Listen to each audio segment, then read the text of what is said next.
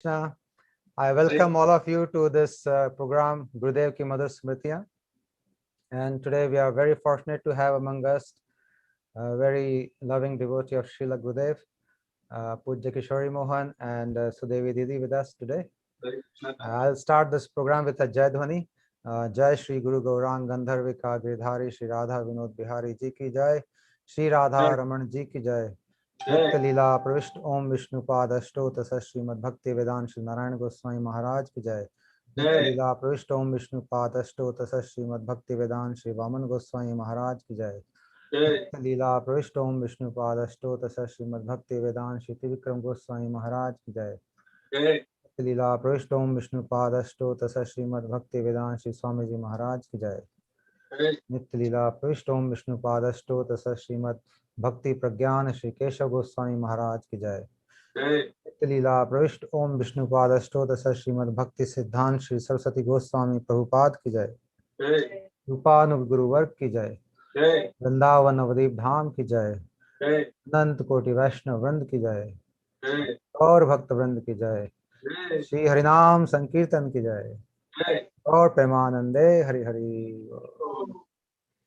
So today we are very fortunate to have among us Sudevi Didi and Kishori Mohan Prabhu. As all of you know about them, I don't need to put much introduction, but they have been very kind. They are doing programs since 5 o'clock. Every day they do a online program from 5 to around 8 o'clock. So they already sat for 3 hours and now they are going to sit another 2 hours with us. So yeah, it is quite difficult, I can understand. So we'll start with the Kirtan Prabhuji, and then I will give a short introduction, even though you don't need, but I will give a little bit of introduction of you, and then you can speak thereafter. Which Kirtan are you singing, Prabhuji? We're going to sing in Hindi. Yeah, which one? Gurudev Kripa Karke. Okay, great. For those of you who don't know bhajan, it is on page 360 in our Gaudiya Gita. I'll try to share. Huh? I will try to share. Let me find it in Hindi book. You can start, probably. Meanwhile, I'll find it.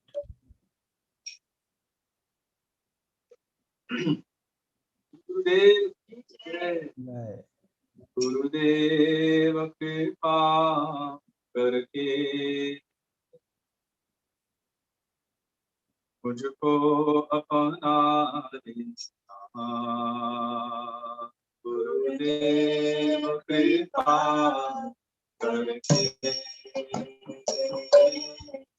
mujhko apna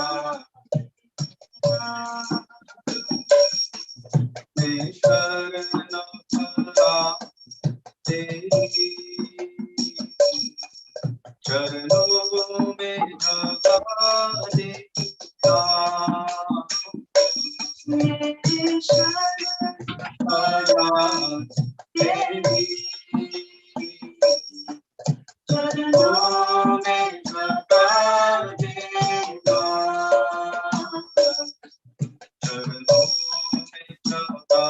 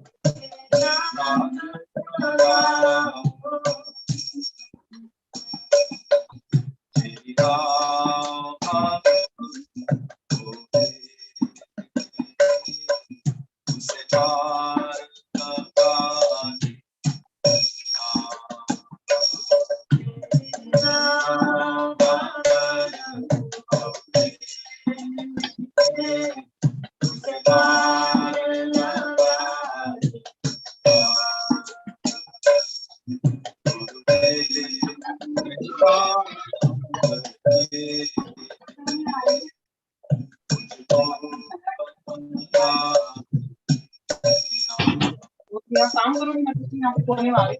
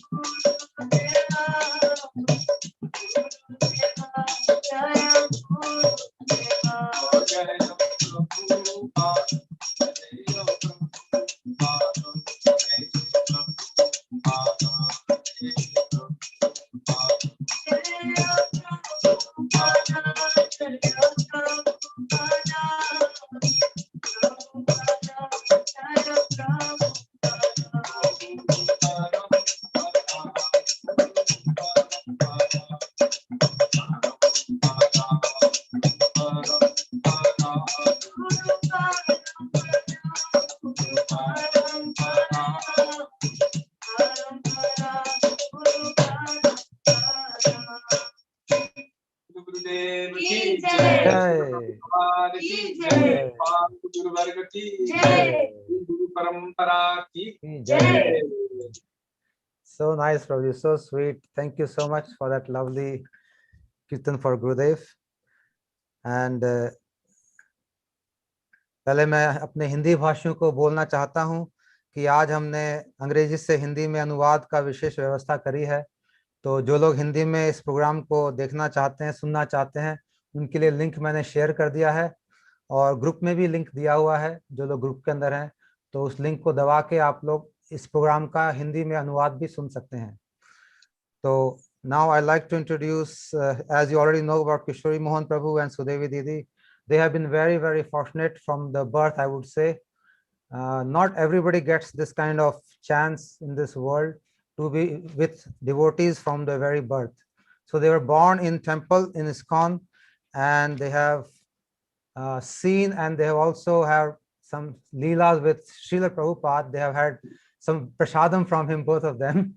So it's very, very fortunate, I think, just to even see such Mahabhagavat and to be in close association, to get some prasad from him. It's very, very, I think, matter of great fortune. So they grew up in the society of Bhakts, devotees, and they were in the temple. Their childhood was spent in the temple and gurukul, and all their life was centered around Krishna, their childhood. And many times, as I already said, they received mahaprasad from Srila Prabhupada. And in 1996, they met our Gurudev, Nitlila Pravishtom Vishnupad Ashtota Srimad Bhaktivedanta Shri Narayana Goswami Maharaj Ji. That is in their first, I think, Maharaj's first trip to West, 1996 he did. So that time they met him, and immediately they were attracted by his qualities, and by they recognized him as a Mahabhagavat, which is not very easy for most of us to do. To recognize a Mahabhagavat is not an easy task. Even now we are struggling to get some darshan of Srila Gurudev, but they have been very lucky that to know him as a pure devotee in the very first time they met him, and they took Diksha from him and took his shelter, and Maharaj Ji was very happy to have them as disciples. And in 2000, Maharaj Ji gave them a very unconventional and a special instruction. Even though they are grahast, but they don't have a graha. They don't have a house, even though they are called householders. So they are more like a temple, or what do you call, Banprasthis. So, and Gurudev has given them this order to preach around the world. And they have been following this order very, very with full force and full ability till now. And most of the year they are traveling throughout the world. This year, because of COVID, they have been in one place for quite some time. But even in that, they have been staying in Vrindavan Dham for some time this time. But from the Dham, they are doing program every day. Every day, 5 o'clock, they start their program. And it's for two to 3 hours. They do kirtan, and then they do speak on various topics. You can hear, Prabhuji? Yes. Okay. Sometimes we have difficulties where the phone disconnects. It's fine. So I just wanted to make sure. Okay. Yeah, I thought you would speak a little. So yes, they have been spreading the voice of Guru Varga and Chaitanya Mahaprabhu throughout the world, following Srila Gurudev's orders. And today we'll hear from them how their life started. I think Prabhuji is from United States, and they had some connection with Fiji also. They had some property there. I don't know. So they're going to tell us everything today, open their heart out, how their life moved and how they met Mahabhagavats, how was their experience, how they are blessed, and how they feel the presence of Gurudev in their life, and how Gurudev is driving force behind their entire life and taking them where he's taking them, and how it is so much fun to be in Chhatra Chaya, in the shelter of Srila Gurudev in his lotus feet. So I request now Prabhuji and Didi to speak their heart out. If we have enough time, there is no shortage of time on this program, Prabhuji. You can speak as long as you want. And you can stop when you want. Stopping time. Yeah, and you can, if you want, feel like doing some kirtan in between. If you're inspired, you're most welcome to do all those things. Okay, thank you. Gurave Gaurachandraya Radhikaya Padale Krishnaya Krishna Bhaktaya Tadbhaktaya Namo Namaha Ajnana Samirandhasya Jnanajjana Shalakaya Chakshurunnitam Yena Tasmai Shri Gurave Namaha Namahum Vishnupadaya Radhikaya Priyatmane Krishnaman Bhaktivedanta Narayaniti Namine Namahum Vishnupadaya Krishna Preshthaya Bhutale Srimate Bhaktivedanta Swami Niti Namine Mancha Kalpatarubhyashta Kripa Sindhubhyadeva Cha Patitanam Pavanebhyo Vaishnavebhyo Namo Namah Jai Shri Krishna Chaitanya Prabhu Nityananda Shri Advaita Gadadhara Shivasani Gaura Bhakta Vrinda Hare Krishna Krishna Krishna Hare Hare Hare Rama Rama Rama Hare Hare Mukham karoti vacharam pangum tankayate giri yakrpatamaham vande Shri Gurum Dinakari.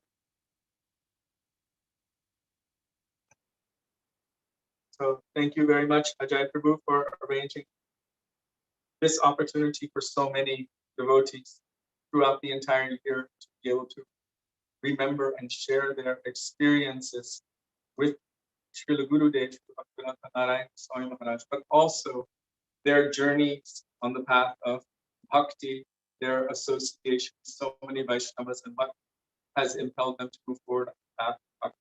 We really appreciate that you're giving us this opportunity because this is our favorite subject. It is what we like to discuss. What we Only like 1 to minute. I think it will be better if you put that mic on. Okay. Because now you don't need to listen. You can just keep speaking. Yeah, it will be clear voice.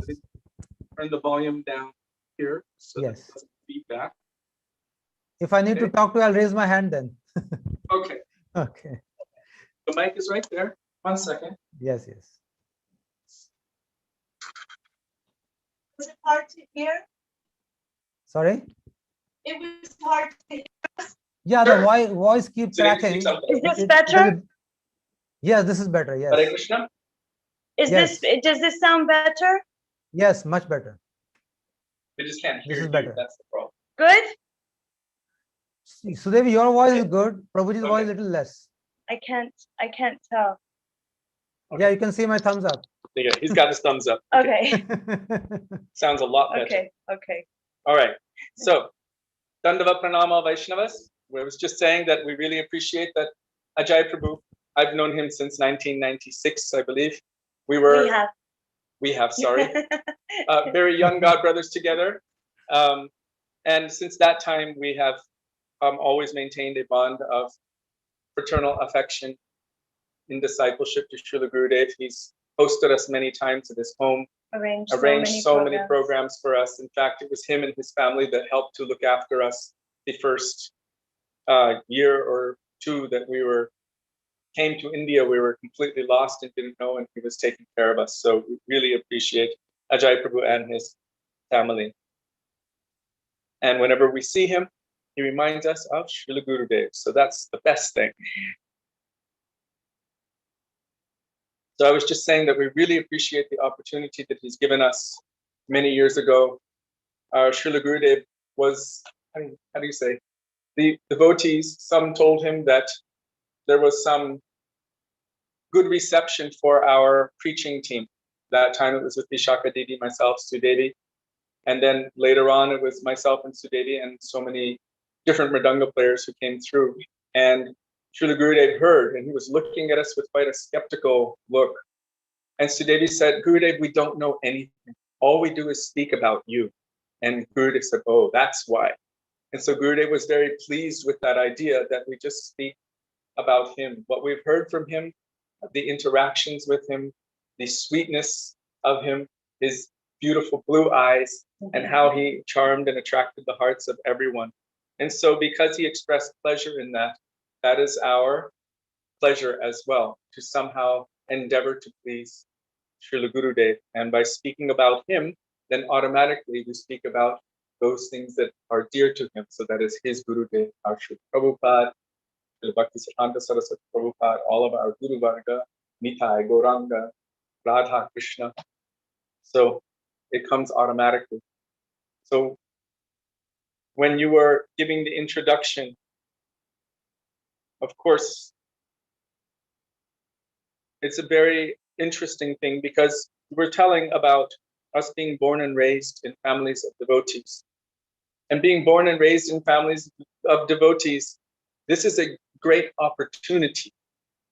But the great opportunity is just that. It's an opportunity. What someone does with the opportunity, that's something else. Very fortunately for us, Srila Gurudev came and rescued us from our own tendency toward mental concoction. After so long, we were feeling, or at least I was feeling, having been born and grown up in the temple, in the society of devotees, that everything was kind of easy and even cheap because we were born into it. We didn't have to follow the rules that everyone else had to follow. Srila Gurudev never gave one little bit of preference to us because of our birth, which I really appreciated because, well, Shastra makes that very clear. But there was a certain point in time when our Krishna consciousness was going to the temple, especially on Sundays, going for the evening program, then sitting there for a 20-minute class, which we couldn't barely tolerate because we only wanted to satisfy our tongues and hang out with our friends. So we would kind of go to the temple for the kirtan and then wait for the prasadam, and that was our spiritual life. And of course, that is not the teachings of Srila Prabhupada, that is not the teachings of Krishna consciousness, but that was our comfortable medium. And when our Gurudev came into our life, he revolutionized everything. When I first met him in 1996, this is before he went to the West, my father had suggested very strongly that I should go and... He bribed him. He bribed me. I told him that I wanted to go to India. It was the first time since being in Vrindavan Gurukul. I was here when I was young for 2 years, from the ages of 9 and 10. I was in Vrindavan Gurukul. And then after 10 years, I was receiving the opportunity to come again, except I didn't have enough money. So I asked my father for some money. I asked him for $200. Okay. And he said to me, on the condition that when you go there, that you go and see Srila Bhakti Pramod Puri Goswami Maharaj, offer your pranam to him and hear from him. And Srila Bhaktivedanta Narayan Maharaj, offer your pranam to him and hear from him. And I was like, sure, yeah, I can do that. And so he gave me $300 to seal the deal. And we came to India. I was definitely experiencing Vrindavan, or so I thought. I was doing a lot of shopping in Loy Bazaar, but this was not proper Vrindavan. And then I became sick in Mayapur. And then somehow, even though I forgot my promise, one boy out of the blue offered to bring us to see these two great personalities. And when we first went to see Srila Gurudev there in Navadvip Dham, Gurudev asked, why have you come? And we said, oh, we just want to, see you. I told him that my father told me to come and offer pranam to the Vaishnava and to hear from him. And he wasn't too impressed with that. It was kind of like, oh, someone else has made you do it. You didn't really want to do it on your own. And then he asked, do you have any questions? And I said, yes. Why are they telling us we shouldn't come and see you? He said, oh, because when the devotees come and see me and when they hear the Hari Katha that I'm speaking, they become so attracted to it that they don't want to leave. And I thought, wow, that's such a beautiful, practical, simple answer, which I wasn't used to. I was used to big philosophical purports. He said it just like that. And he said, so some are a little bit sore or sour that some want to stay with me. And I thought, how refreshing, how sweet, how nice. And there was something I didn't expect. Srila Gurudev then asked the question back. What is the reason for Sri Chaitanya Mahaprabhu's appearance in this world? Now, growing up in Gurukul, being a devotee my whole life, learning Brahma Samhita and hearing so much Srimad Bhagavatam every day and Bhagavad Gita and Chaitanya Charitamrita, at that moment, I was kind of like a deer in headlights. I was stunned. I didn't really know And Gurudev was going down the line. There were 3 gurukul girls and myself and this other boy. And each one was giving their reasons for Sri Chaitanya Mahaprabhu's appearance in this world. And each time Srila Gurudev was adding, or asking, something more, something more. And each person, each one of us was empty. Harinam Sankirtan, to give Krishna Prem. To give Krishna Prem and Harinam Sankirtan. To give Harinam Sankirtan and Krishna Prem. And then he came to this last boy, Krishna Das, who was only a devotee for 2 years. And he had been associating with Srila Gaur Govinda Maharaj. So he came to this last boy, and this last boy said, to taste the moods of Srimati Radharani. And Gurudev said, yes. And then he looked straight at me. And you have to have received that look to understand that look. That one that pierces right through you, deep into the core of your heart, cracks through every layer and just completely floors you. Srila Gurudev said, if you do not know all of these truths, how can you preach? That moment, all of the shloks I thought I knew, all of the tattva and siddhanta I thought I knew, everything that I thought I was so brilliant about, just I completely felt like a small pea or a peanut on the floor, like insignificant. In that moment, I felt within my heart, I can learn from this person. He can teach me, and I'm willing to learn from him. Because previously, I had developed the extreme ego due to witnessing so many difficulties that I don't know who to trust. I don't know where to turn to. I don't know who to trust. This one is saying this one is a pure devotee. This one's saying this one is a pure devotee. This one is falling. This one's falling. Who do I trust? And the moment I met Gurudev and he gave that question and that answer, I felt for the first time in many, many years, like I could finally breathe. I wasn't just anymore in that shell of searching or uncertainty or mistrust. I felt like, here's someone I can learn from. And he inspired that mood in my heart at that very moment. And within that same year, Srila Gurudev came to America for the first time, 1996, in June, wasn't it? Well, Los Angeles, June, I think a little earlier in Europe. Yes, he went in May to Europe and then in June to the US. So after Holland, then he went to New York, then I think Houston, then Los Angeles, where he met Sudevi. Oh, is that my cue? I'm supposed to? Okay. I don't know where to begin. I was thinking because I was remembering just after the time when our Srila Gurudev entered Nitya Leela, although he's always been Nitya Leela, but he left our manifest vision. We had the first Badger Festival, and everyone there decided that they wanted to speak Srimad Bhagavatam, and they were speaking all of these really big, lofty tattvas. And I remember one disciple of Srila Prabhupada, Prabhu, he stood up and he said, you know, I'm not here to hear all of this knowledge and everything you know in your brain or what you memorized. He said, I came here to feel. I want to feel.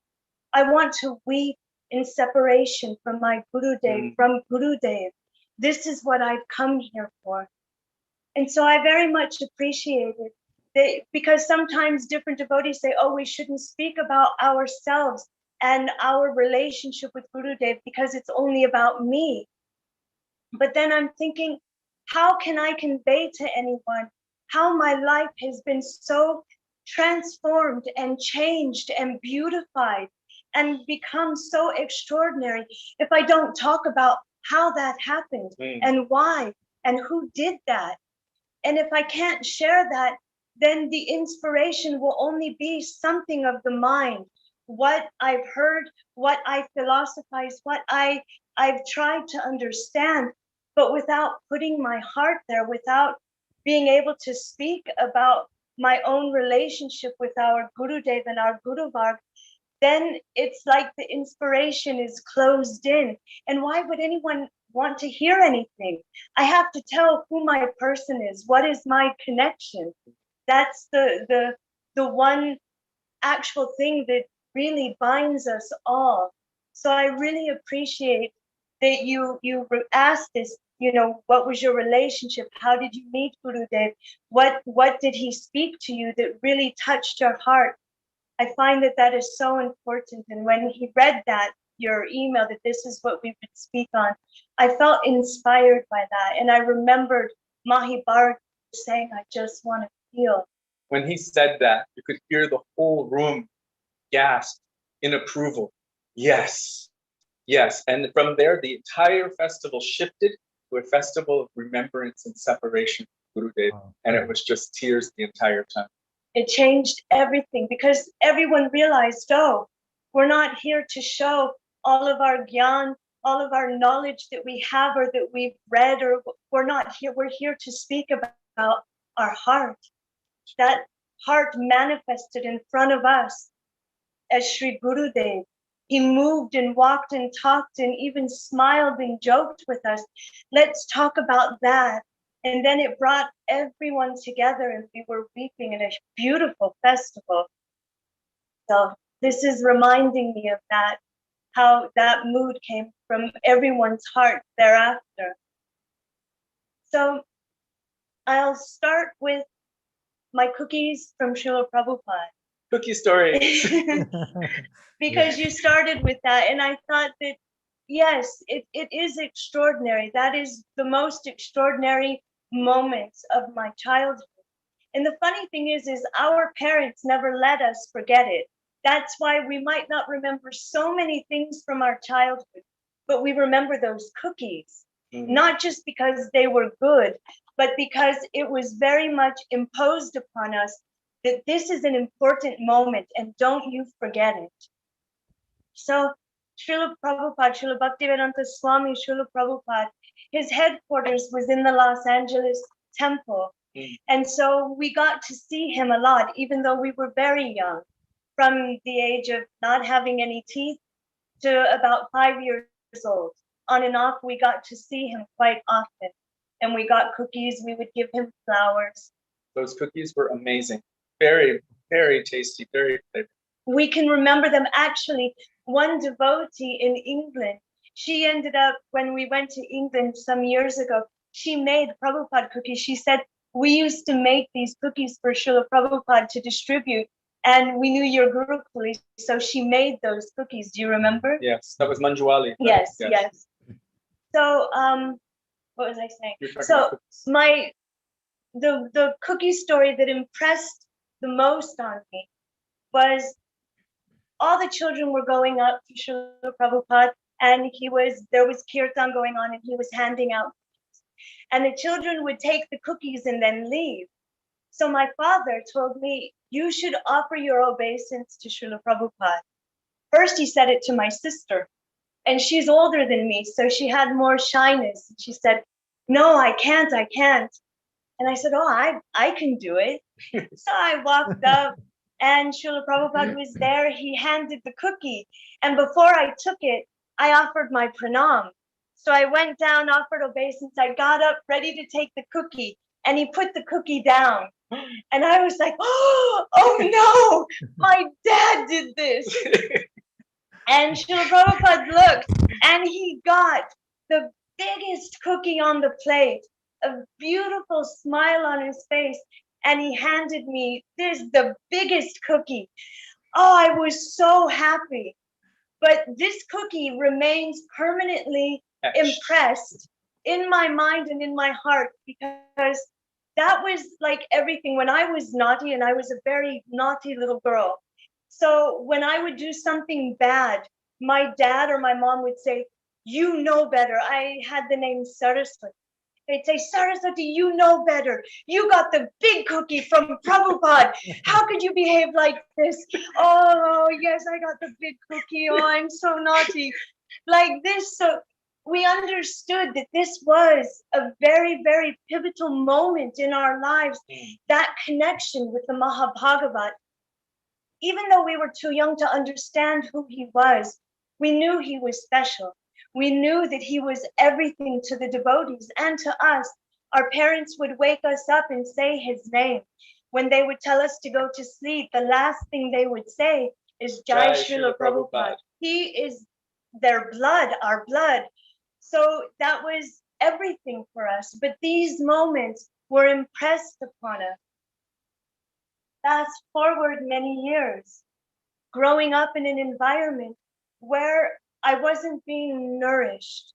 The books were there, but at large, I didn't find any kind of a mentor in the community, or maybe I didn't allow one. I didn't trust anyone. I know that Bhakti Swarup Damodar Maharaj, I liked him very much, but he was so big and grand in a way. So I didn't have much connection with many Vaishnavas. We once saw Srila Gaur Govinda Maharaj, well, actually many times, and we didn't go and have his association because he was so intense. Like a lion. He was roaring continuously like a lion, and we were kind of like, you know, mice running away. Like that's very intense. So at least for myself, I missed out on that association. But I found myself really trying to become sincere and praying.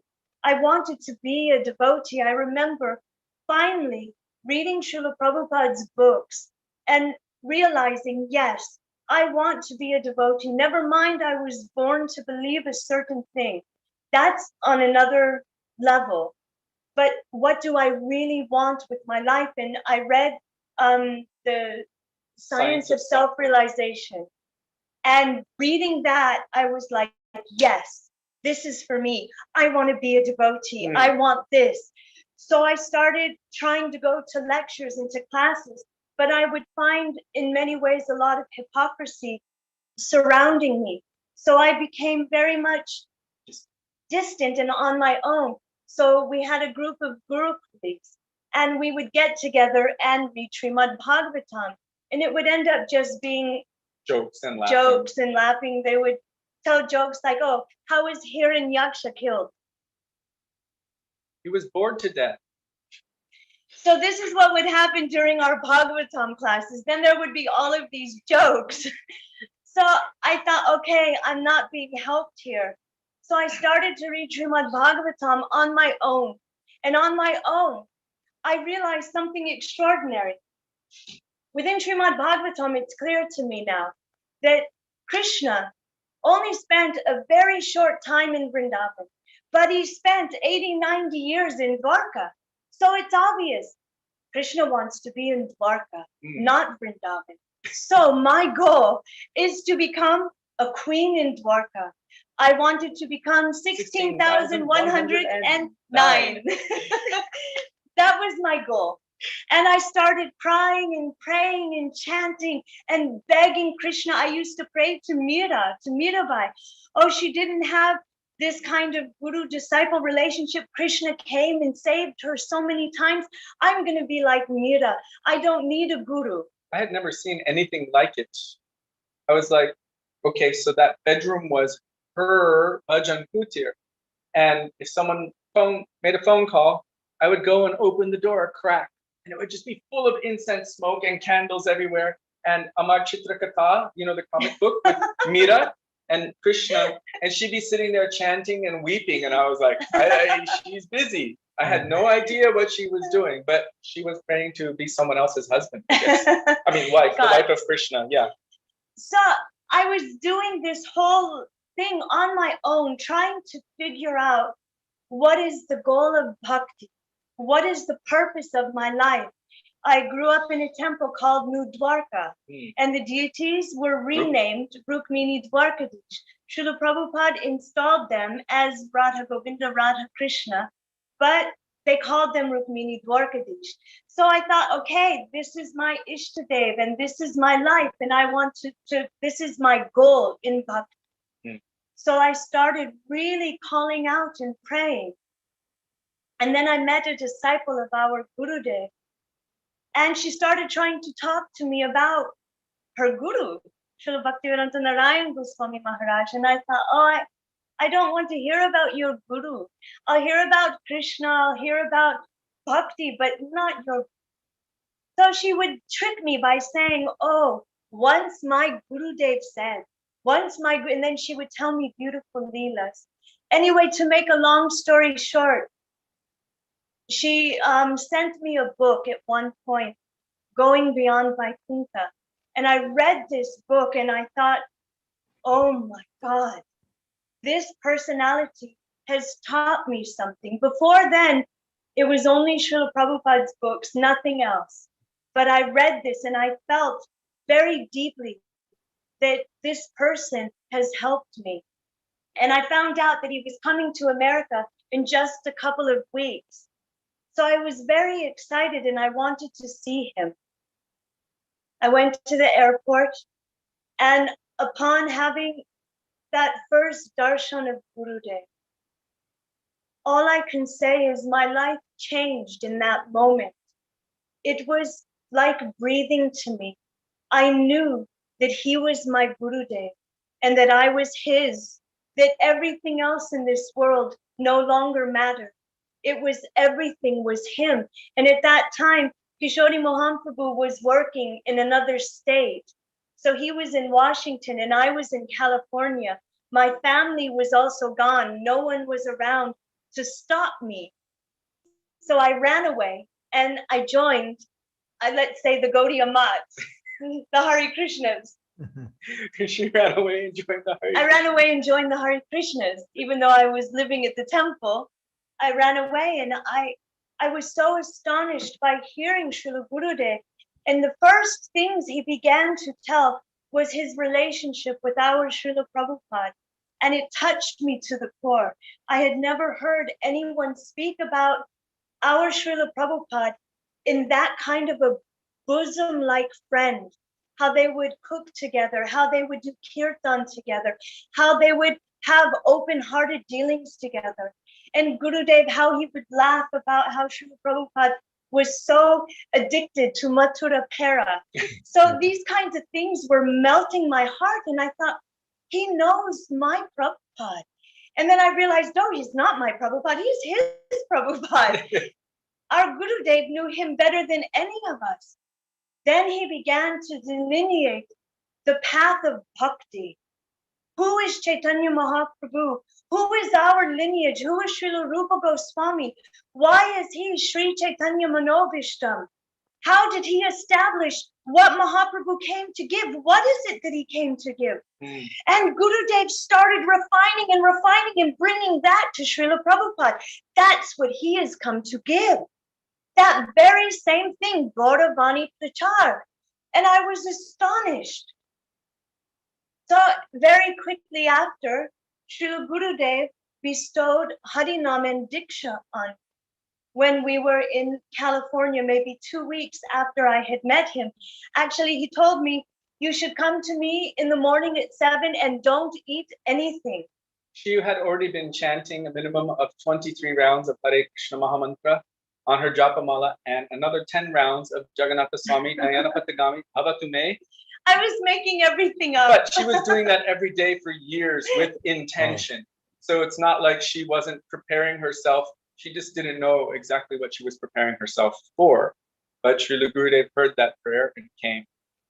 So he said, come to my room in the morning and don't eat anything. I was so excited. I went to my friends and I said, I'm going to have breakfast with Narayan Maharaj tomorrow morning. They're like, what? Narayan Maharaj doesn't just have breakfast with anybody, especially young ladies. What are you talking about? I said, no. He told me to come early in the morning, 7 o'clock, and not to eat anything. What else is it going to be? Breakfast. They said, no. He's going to give you initiation. And I thought, oh. So I ran back to Srila Gurudev and I said, Gurudev, I can't accept initiation from you. And he said, why not? And I said, Gurudev, I'm newly married and I'm not following all the principles of bhakti. I'm not following properly. And Gurudev became somewhat like he tried to be serious. He said, oh, I am aware these things are going on. And then he said, but how will you give it up without a higher taste and without help? Why would you want to? And he said, anyhow, if you have given up these lesser things, then you should be giving initiation, not accepting. And then he smiled and he said, anyhow, initiation first happens when Gurudev first glances at his disciple. Everything else is just a formality. And I said, okay, I'll see you in the morning. And then I went to Srila Gurudev's room, and the most astonishing thing happened to me. As he was giving me my mantras, he stopped and he said, oh, this relationship with Krishna, husband and wife. Yes. He said, for you, it will never be. For you, it will never be. He said, your beloved is Brajendra Nandan Shama Sundar Krishna in Vrindavan, and your Swaminiji is Srimati Radhika. And then he continued giving me my mantras. And I was sitting there thinking, first, how did he know? Even my husband didn't know that I was praying to be Krishna's wife, Krishna's queen. But I thought, if he knew this was in my heart, then he knows who I really am. What is my relationship with Krishna, with Srimati Radhika? What is my seva? What am I meant to do? How am I supposed to follow this sadhana to achieve my sadhya, my goal? He gave everything then. Not that he gave me Siddha Pranali, anything like this. He just stopped me from concocting, from being sahajya, from making up all kinds of things. Oh, I want to love Krishna for my enjoyment. I don't want to be a maidservant. No, I want to be a queen. I want to have a palace. I want to have Krishna as my own. And so Gurudev in one quick moment took all of this away. And he also took the guessing away. This is your goal. Brajendranandan Shamasundar, your Swaminiji is Srimati Radhika. Now, here is your Nam. Here is all of my teachings. And run toward the path of bhakti. Run toward Braja Vrindavan. This was the most astonishing thing. I felt that my entire 23 years I met Gurudev just after my 23rd birthday. So up until then, I felt that everything that I had been learning, every bit of association, everything was bringing me to this point. I still had not accepted Guru in my life, but all of going to Arti, reading Srila Prabhupada's books, chanting Harinam, associating with Vaishnavas. It was like I was in a shadow world doing everything I was supposed to. And the moment I met Gurudev, the light switch went on. And now I could clearly see how all of that brought me to this point to put me on my path toward my eternal beloved. So it was extraordinary for me actually to come in contact with Srila Gurudev like this. I feel that getting those cookies from Srila Prabhupada were like putting some kind of a hidden mood in my heart, like an impression. The next time you meet someone like me, it will awaken in your heart. You will understand that sweetness. The moment you have his darshan, it will awaken that prasad in your heart. And so when I saw Gurudev for the first time, I really believed that it was Srila Prabhupada's mercy, because he was my everything. And now I'm standing in front of this personality who I couldn't even conceive of seeing him different than Srila Prabhupada. I felt that he was my heart. He was Paramatma stepping outside of my heart, and everything that Krishna wanted me to know, how I could reach him, how I could run toward the path of bhakti, toward Braj, toward his Swamini, Srimati Radhika Thakurani. Krishna was telling me through the mouth of our Gurudev. And so it was a revolution. It was a revolution. And then so quickly after, Gurudev, actually, we were in Fiji. I should let you speak a little bit. I'm going on too much. I want to keep hearing. Because Sudevi met Gurudev first. No, you met him first. Okay, I met him first, but she met him first in the mood of a disciple. Gurudev claimed her first, and she was willing to give up everything for him, including me. In fact, when she was preparing herself to receive initiation, I was very unsure of that. We were already married, but I was working in Seattle at the time, a few states north, and she was calling me like every hour.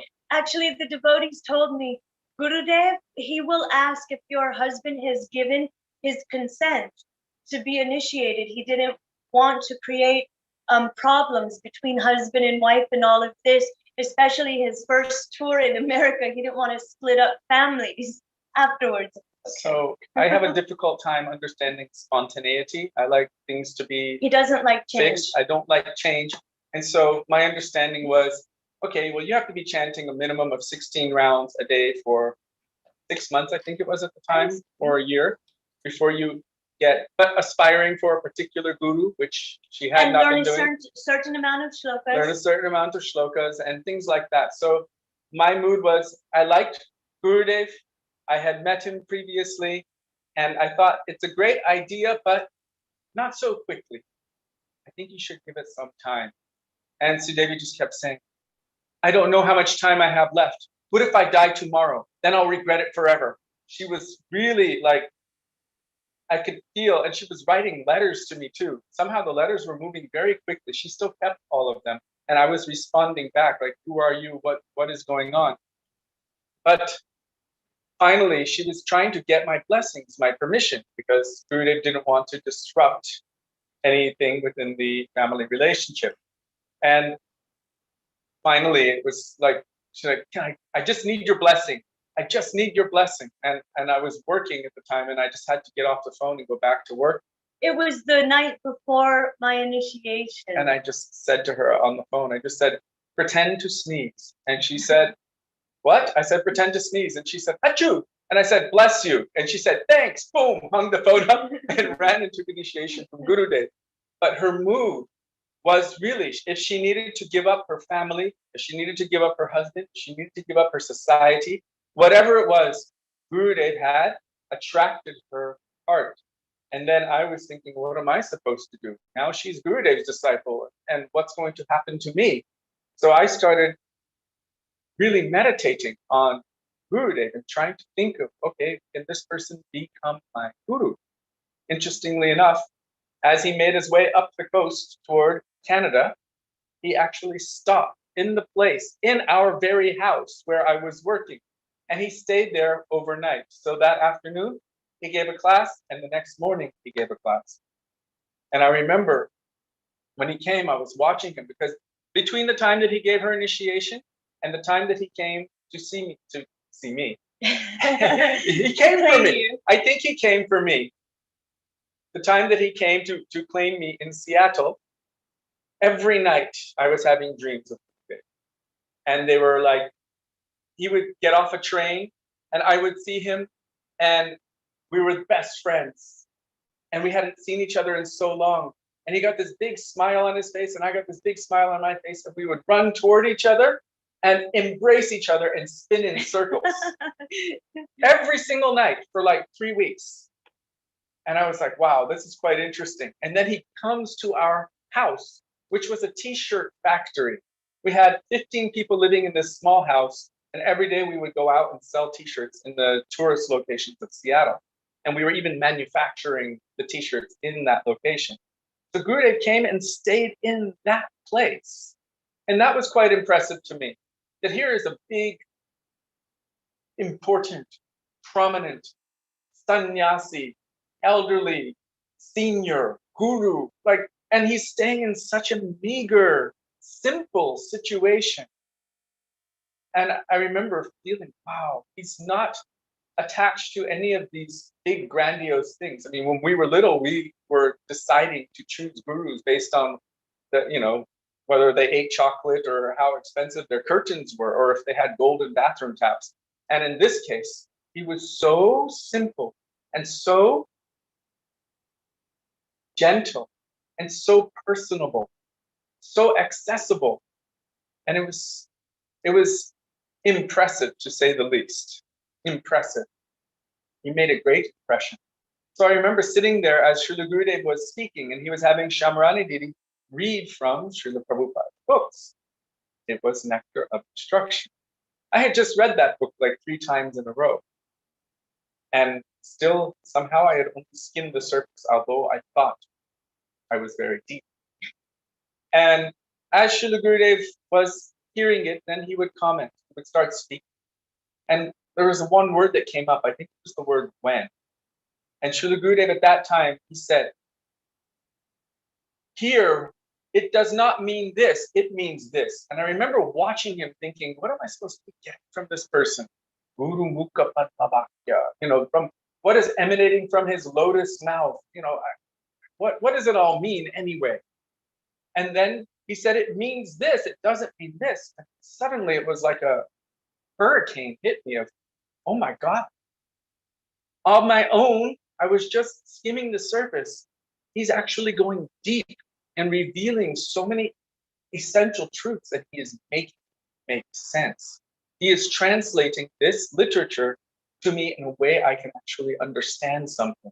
And it was a complete revolution also for me. He also had me leading kirtan immediately. So the room was so packed. It was a small room with 100 devotees in it, and my harmonium was his book stand, and it was like tight.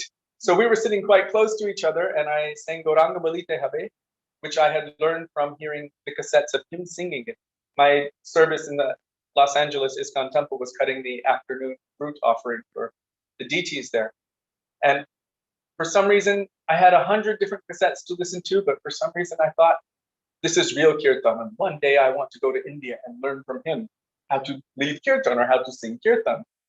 And so I would only listen to him every day. And then we had the opportunity to be with him. And so I was playing the harmonium and singing Gauranga Balite Habe. And then he recognized that I knew how to follow whatever kirtan progression he had. And so he was kind of like already doing this, go to the next part, the next part, the next part. And so I followed the best I could. And at the very end, once it was finished, he asked me, do you know the difference between kirtan and sangeet? And I was like, no, I never heard the word sangeet before. He said, sangeet is technical ability. And he actually sang it. Sa re ga ma pa da ni sa. And then he said, kirtan is transcendental sound vibration descending from Goloka Vrindavan into your heart. After you receive Harinam, then your kirtan will become potent. And I didn't quite understand what he meant at that time. But for me, that was a big, prominent instruction that just technical ability, harmonium, singing, or anything, this is not really kirtan. Kirtan is when one has received Krishna and then is serving Krishna. It is descending from Goloka Vrindavan into one's heart. After you receive Harinam, then your kirtan will become potent. He didn't say when it will become potent. I'm still waiting for that day, but I have faith that one day, by the mercy of Gurudev, I might actually receive, meaning serve Shri Harinam Prabhu, and then kirtan may become potent. But right from the beginning, he was making everything make sense. It's such a beautiful and clear way. It's not that Srila Prabhupada did not do so, but us as little children growing up and reading the books or hearing the translations of those books from so many different devotees who might not have been realized in that same way. And I'm saying who might not have been. I don't know who was and who wasn't. We were, I want to use the term, quite arrogant gurukulis at the time, just because of our lack of trusting. So we were standoffish toward everyone, even those who may have been pure devotees. And so Krishna made another arrangement for us somehow very easily. We could have been derailed into any extreme mundane situation, but by Gurudev's mercy and grace, we feel that he came and collected us, picked us like flowers. She was his only disciple in 1996 that he made in Los Angeles at that time. And when he met us in Seattle, he also was asking, and I went to see him. I actually asked, can I have a private meeting with Srila Narayan? At the time is what I called him. And they actually gave me a private meeting with him. And I was completely fearless at that time. I was a little bit unimpressed that he didn't remember me from Navadvip, but anyhow, I'm like, remember I saw you in Navadvip just, at the time of Gorpur. Little did I know that they had 10 or 20,000 pilgrims coming through, but I wanted to feel important. And he was like, oh, I don't remember. And then when he discovered that Sudevi was my wife, he said, oh, you should become strong like your wife. You should become strong like her. And I told him I'm very weak. I'm not sincere. He said, but you should come in process. You should come in process. You should receive initiation. To come in process, this is the first step in spiritual life. And he said, from any bona fide spiritual master. And he did not name himself. He named a few different other persons and just left it like that. And so I said, no, I want to take from you, but I'm just not ready yet. I'm not sincere. And he said, okay. And I said, he said Kartik time or something. I said, yes, maybe like that. So even by that time, I had so much attraction to him, but I was so dull. I was so brick-like. My heart was like stone, still quite hard, but somehow Gurudev has a way of breaking in there, getting in. You open even just a little bit, he has a way of making his way in there. He is definitely a heart thief. So first he stole her heart, and then I was like, well, I just kind of need to follow along. So for her, it was her life and soul, her own breath manifested in front of her, her own pran manifested in front of her. And for me, it was kind of, I was getting caught up in this wave, although I had so much attraction to him. And he was always, are we still there? Yes. He was very personable, very sweet, very kind and accessible. And it really opened my heart, and I'm sure hers and everyone else's, that because we were used to, the awe and reverence, that be careful, don't touch their feet. If you touch their feet, you will give them your karma and they might become sick. And it was like, when the 11 Vyasa sons were put in Los Angeles temple, and it was like the greatest awe and reverence. When we met Gurudev, he somehow took a role that was so, I would say, like small, like one of us, like a friend, a very sweet, affectionate friend. And I saw him, also embracing disciples of Prabhupada. Can you tell about that? Yeah, it was one of the most amazing things when Srila Gurudev came off the plane in 1996. He came out and I saw that he was just embracing different devotees like Pran Kishori Prabhu, Urukram Prabhu, just embracing the Vaishnavas. And then Champaklata Didi, she was having a garland in her hand and she was laughing and crying at the same time. And Gurudev was hitting her like this, blessing her on her head. And the devotees were just overwhelmed. But when he was saying that Gurudev was almost like becoming so small, I remember one time here in Vrindavan at Gopinath Bhavan, we were sitting in his darshan room and there were all kinds of Vaishnavas there just looking at Gurudev. He was on this very nice raised bed and he was sitting there. He had a turban on and he was looking at everyone and we were all just watching him. He's so beautiful. Every movement, every lifting of his eyebrow, every time he would move his eyes, we were just fascinated. And Bhagavat Maharaj was there. He had traveled to China and different places and he brought like all of these different gifts from different Vaishnavas to offer to Gurudev. And Gurudev looked like a king receiving gifts from all other provinces or something, you know?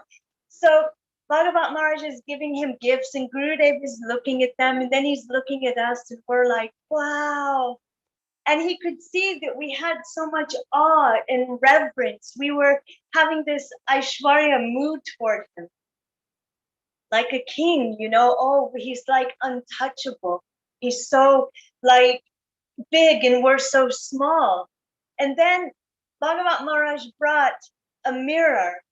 And this mirror was one of those mirrors that twists. So on one side was magnified and on the other is small. So Bhagavat Maharaj hands it to Gurudev and he looks and it's the magnified side. And he goes, oh, so big. And everyone started laughing. Bhagavat Maharaj also laughed and he turned and he said, oh, Gurudev, look. See, and then Gurudev goes, oh, that's better. And then everyone was just giggling. Oh, look at Gurudev didn't know. Such a simple thing Gurudev didn't even know. And then when Gurudev saw all of us giggling and kind of laughing, Relaxed. yeah, we became relaxed and we no longer were going, oh, we were like, oh. Then Gurudev started saying, how are you? And he started talking to each one of the Vaishnavas. And I was sitting a little close. So I was close to Bhagavat Maharaj. And Bhagavat Maharaj said to Madhav Maharaj, he said, oh, that was so cute. You know, Gurudev didn't know, you know, about the magnifying. And Madhav Maharaj said, he was just doing that for all of you. He has the same kind of mirror in his bathroom. And I thought, oh, how sweet is that? It's even more sweet because generally we don't want to be seen as wrong. Oh, I knew that. I was just joking, something like that. But Gurudev, who knew?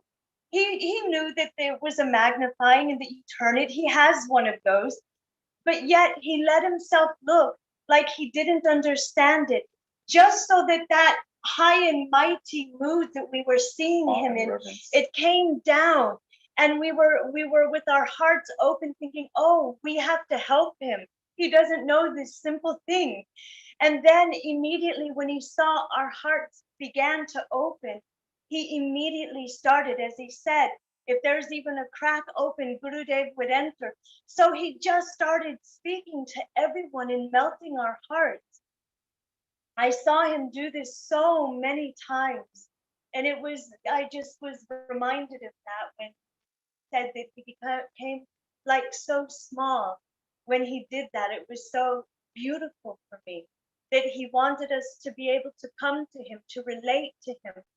I remember one time when we were in the Fiji Islands, Gurudev was just Tweet. we were Tell them really quick. We were reading Chaitanya Bhagavat. We've been studying it every day, and there it says if you just say that the sound dweep, that all your material miseries will disappear. So we all just say dweep all the time. But we were in Fiji Dweep, so she said Fiji Islands, and it's the Dweep there. Ramanik Dweep. So when we were there, Srila Gurudev, he was about to leave and he was going to go to Australia or any other place. And we were just feeling so completely overwhelmed with separation and everything that we wanted to tell Gurudev, we couldn't, just because words don't suffice. Where the heart is prominent, words aren't enough. So without each other knowing, we both wrote letters to Gurudev. And we gave them to Brajanath Prabhu, or I think Naveen Krishna. We were just Prabhu. staying 2 houses away from Gurudev. Yeah, we were right next door. But we gave letters to be given to Gurudev. And very quickly we got a phone call. Oh, Gurudev wants to see you both immediately. So we're like, oh, what happened? We went running to Srila Gurudev's room. We went inside and Gurudev had the letters. He said, why have you done this? Why have you written letters? And I immediately started crying. And I'm like, because I can't tell you what my heart needs to say. And Kishori Prabhu said the same. And Gurudev said, don't do this. Don't keep your heart so far from me. Because really, even if we're shedding tears in front of Gurudev, he knows our heart. We don't need to actually say words to him. What is in our heart, what we're meditating on, what we're praying, what we're crying about, Gurudev already knows. So sitting in front of him and just offering our pranam, Gurudev knows everything. But he said, don't keep your heart far from me. Don't keep your heart hidden. And then he said, read your letters to me. And I was just crying. And then he said, okay, that Kishori Mohan Prabhu should read my letter and I should read his. And so we both had to read each other's letters to Gurudev.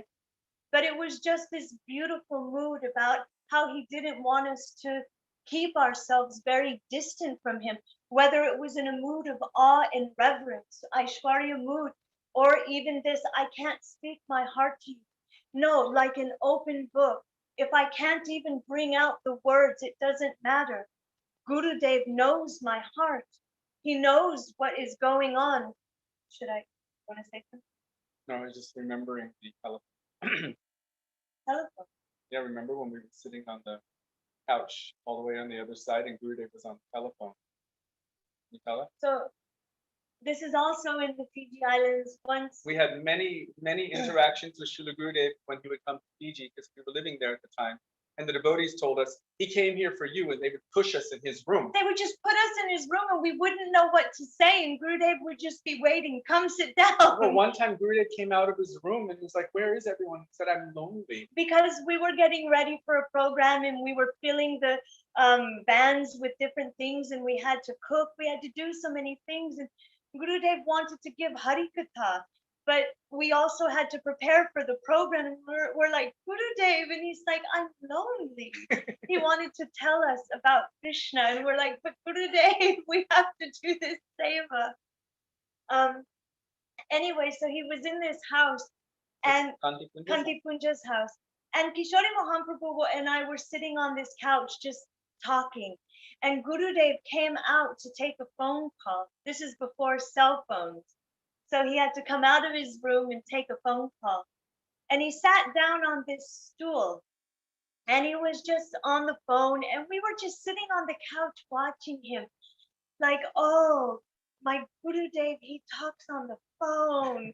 Wow. Everything he did was so amazing.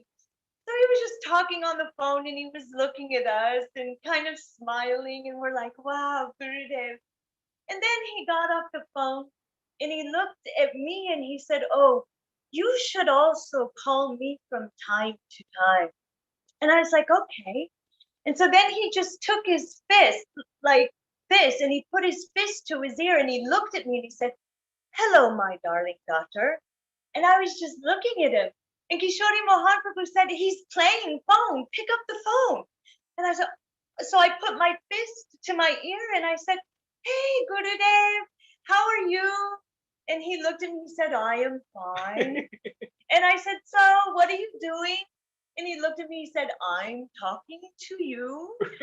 And then he slammed his fake phone down, so I slammed mine down. And he said, you should be very careful, very careful. And so we got up at that moment. We realized something became serious. So we got up and we came toward Gurudev.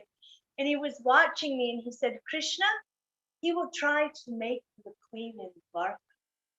And I laughed. I said, oh, Gurudev, I'm not worried. I'm not afraid of Krishna. Gurudev opened his eyes. No, you're not? And I said, no. He said, why not? And I said, because I know you will protect me. And then he just looked and said, yes. Wow.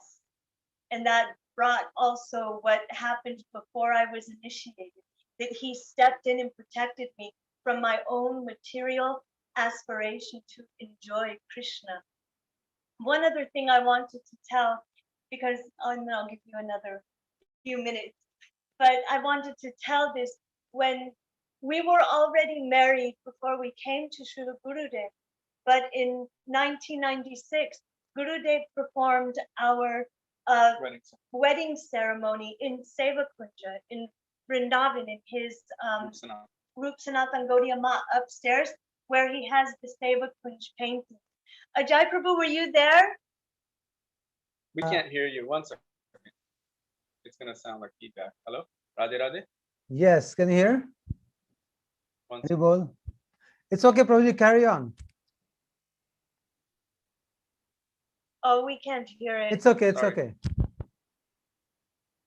Never mind, I'll just continue. Yeah, Anyway, continue. I'll just continue. Okay, I have to turn off the volume. Put a thumbs up. Should I just continue? Yeah, continue, continue.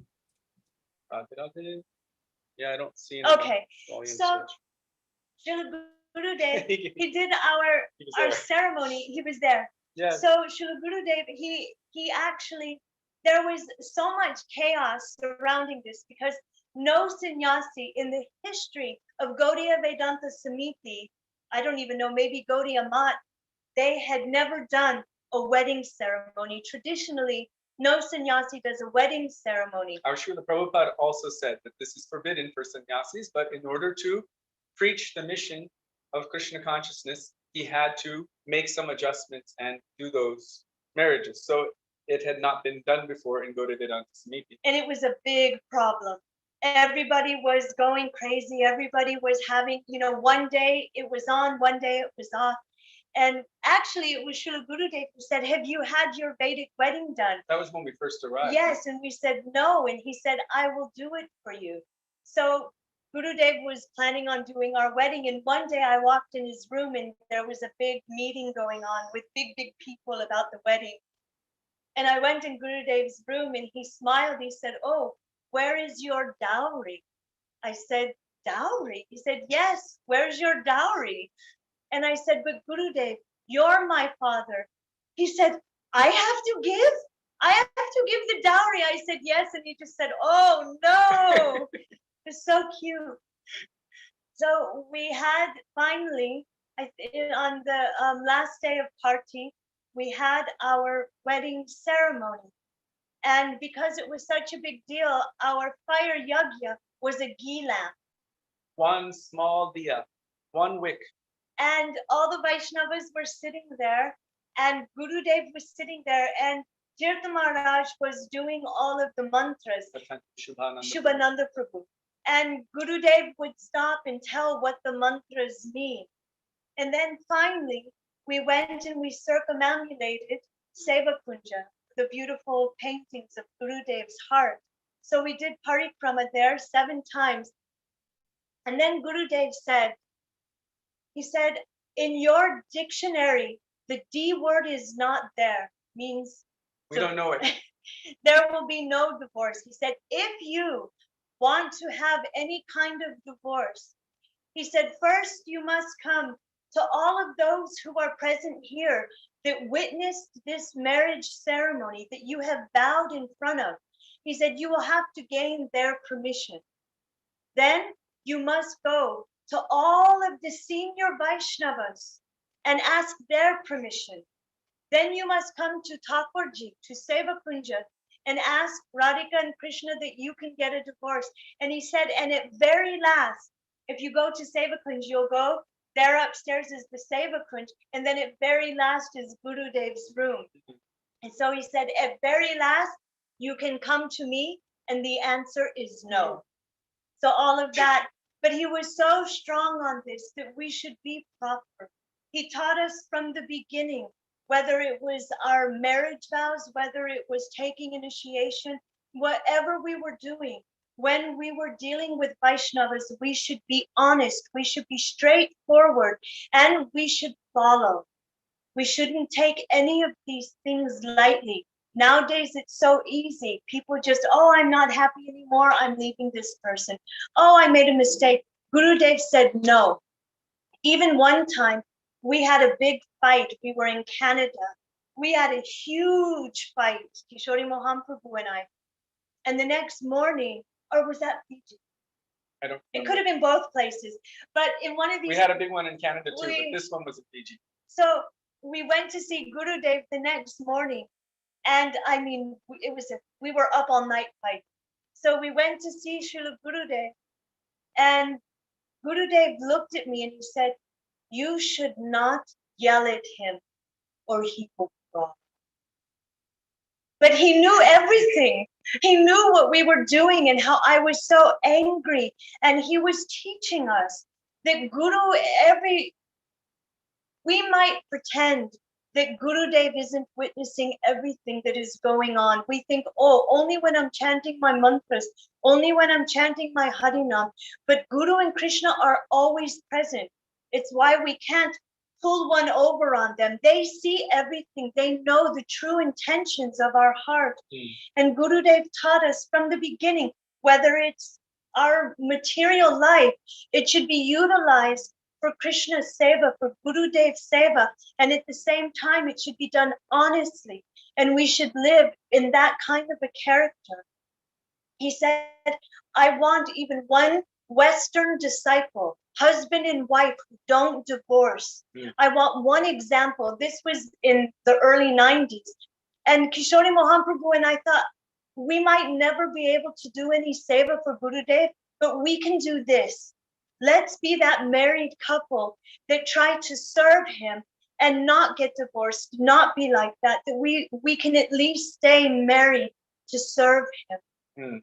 And so the reason I brought this up was because I just wanted to show that from those things that most people just consider, oh yeah, we got married or this or that, Gurudev took it very serious. He used to say, if you can leave your husband or your wife, easily you can leave Gurudev, easily you can leave Krishna. So we should have some nishtha and be careful with our vows and with our truth in front of Vaishnava. In 1999, Srila Gurudev, in front of all the devotees at Govardhan, you were probably there, Ajay Prabhu. Of course you were. This was 1999 at Govardhan. Gurudev had us lead Namami Nandanandanam and Radha Kripikataksha Stavaraja. And then he had Vishaka Didi stand up and speak what he spoke in the morning. And after that, he just said, I want you three to make a team and you to travel around the world and preach my mission everywhere. And we were like, that's kind of a tall order. We just had got that place in Fiji. We were starting the farms and we were doing all of these things and really kind of bound in our samsara. And Gurudev's like, I want you three to make a team and travel the world and preach. And we were very surprised by it. And we thought, yeah, Gurudev says this to everyone, you should do this. So, it was kind of an idea, but we didn't think it was something really serious. And as soon as that class was finished, that darshan on the lawn, some devotees came up to us and said, so where are you going first? And we were like, oh no, this is really going to happen. And then we kind of started studying a little bit. So we had our books, we had Upadeshamrita and everything.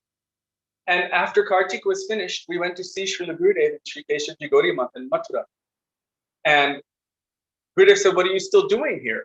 And we said, oh, we're studying so that we can preach. He said, what you know now, go and preach. We're like, but we don't know anything. But he gave that order. And just after that Kartik, Gurudev went to Australia. And so we were also there with in Australia with Gurudev, sorry. And Gurudev came, Sudevi saw him in the house. Whose house was that? I don't remember. Raja Kishori's. I don't remember. I had to go. Do you want me to tell you? Yeah. I went to the house that Srila Gurudev was staying at. And as I walked in, Gurudev came out of his room and he said, oh, where are you going after this? And I said, well, to Fiji, Gurudev. We have a 300-acre farm there, so we live there. He said, I don't want you in Fiji. Where is this other Vaishnava? And he said their name. And I said, but they're in England where they live. I don't want them there. I want them with you, and I want you traveling the world and preaching. I want you traveling on my behalf. And he was yelling at me and with his finger like this. And that was very rare. Gurudev didn't he would say, oh, you should try. Sometimes, he would give a general thing, but he was like with his finger, I don't want this. I want you traveling, preaching. And so I was horrified. I thought, oh no, we're going to lose everything. We have to give up everything and travel and preach. Oh my gosh. And so I had like a panic. I was up all night crying. I was like, what are we going to do? we're only in our 20s. We have no money. We have no money. We had this farm, and within 6 months, we were going to be pulling all of the crops, and we would have had, after a couple of years, we would have had close to what, $500,000? $500,000. We were going to be rich. So I was freaking out. What am I going to do, you know? So all night I was upset. And then the next day, Gurudev was leaving. He was going to another country. So we went to see him off, and, you know, my eyes were swollen and my nose was red. I'm still crying. And Gurudev came out and he looked at us and he said, "Oh, you should not worry for money. It will come." And Kishori Mohan Prabhu said, "But Gurudev, we don't want money. We just want to please you." And Gurudev said, "Oh, then more money will come like milk from the sky." And in my head, I'm thinking, Gurudev, milk doesn't come from the sky. And then Gurudev just blessed us and got in the car. And I was just like, so I'm crying. And all of a sudden, one Vaishnava, she came and she tapped my shoulder. And I turned around and I'm just crying and crying. And she said, "I was there yesterday in the house and I heard Gurudev order you that you have to leave everything and travel and preach." And I'm like, "Yes." And she said, "I wanted to be the first to give you a donation for your travels." And so I opened it up and I looked inside, and it was 2,000 British pounds. And that was like 4,000 at the time. Yes. So I opened it and I was shocked, and then I got even more afraid. It's really gonna happen. And so then we just wrote, we looked in the back of an old book and we just saw a few centers, because, you know, there wasn't email really at the time. There was no social media. So we just looked in the back of books, wrote whoever we could and said, "Do you want us to come to your country?" And every devotee wrote back and said, "Yes, where do we send the money for your tickets?" And since then, we had just, for 19 years, continuously traveling and trying to inspire on behalf. So I brought this issue up because a few years later, the devotee who was traveling us decided they could not any longer do that seva. And so Gurudev wanted us to continue. But that devotee, Srila Didi, she was doing all of the preaching. We were doing the singing at the time. And Gurudev... Much easier than preaching. So Gurudev wanted us to do some preaching. And we were quite scared. We're like, "Can't we travel with any of your other preachers, any sannyasis, and just be their backup?" And Gurudev said, he said, "Why should I cut my preaching in half?" He said, "If you are there and another preaching group is there at the same time, then any location will be missing. Why should I cut my preaching in half?" So he said, "I want this new thing." He said, "Everywhere we go, it's sannyasis and brahmacharis going to the homes of grihastas." He said, and so because of the awe and reverence that is there, there's some disconnect. He said, "So I want this new thing, that a grihasta couple is going to the homes of grihastas. How inspiring will that be? I want this new thing." And we were so afraid. We were thinking, what are we going to do? What are we going to do? And he said, continue. Well, that's when he said, because we were like, "Gurudev, we can't do it." I kept saying, "I can't preach. I can't speak, Gurudev. No, no, no." He said, "Okay, if you don't follow my order to travel and preach on my behalf, you will lose your kirtan. But if you follow my order and travel and preach on my behalf, your kirtan will do everything." And then he said, "Go and decide." And so we were like, "Oh my God, he put us in a pretty difficult situation." No, Kishori Mohan, we walked out of the room, and one devotee, a Prabhupada disciple, Jalakar Prabhu, he was standing outside and he said, "What did Gurudev say?" And I'm like, "He's making us just as a team travel and preach." And he laughed. He said, "Do you know when Srila Prabhupada would marry any boy and girl, he would say 1 and 1 makes 11. now you are a strong preaching team. Go and open this temple. Go to this country. He said, so now you are strong. So we had gone back to our place and we were thinking about it. Like Gurudev said, if you don't follow my order, you will lose your kirtan. And so we were discussing, it would be such a shame to lose that thing which we have never actually experienced. He said, we haven't actually received real kirtan. It would be a shame to lose it. And so we were discussing, like, what are we going to do? What are we going to do? And so the very next day we were there at the festival in New Grudge, and one devotee, what was his name? Is it Bharat? I can't remember. So he came running and he found us and he said, Gurudev gave me an order. He said, I'm not allowed to return and see him unless I have you both. And so I'm just going to be near you until you're ready. Class. Yeah, we were in class and they were like, so you have to come with us to see Gurudev. And so we went to go see Gurudev. Gurudev said, so have you made your decision? We're like, we were really, really scared. We were like, we'll try to follow your order to travel and preach. And Gurudev was like, it'll be so easy. He said, just read a little, speak a little, read a little, speak a little. After 1 or 2 weeks, it will become easy. And well, it wasn't exactly 1 or 2 weeks. It was like 1 or 2 years. But anyhow, he gave that instruction, that order. And as I think we were about 25 at the time, 26, we were quite young.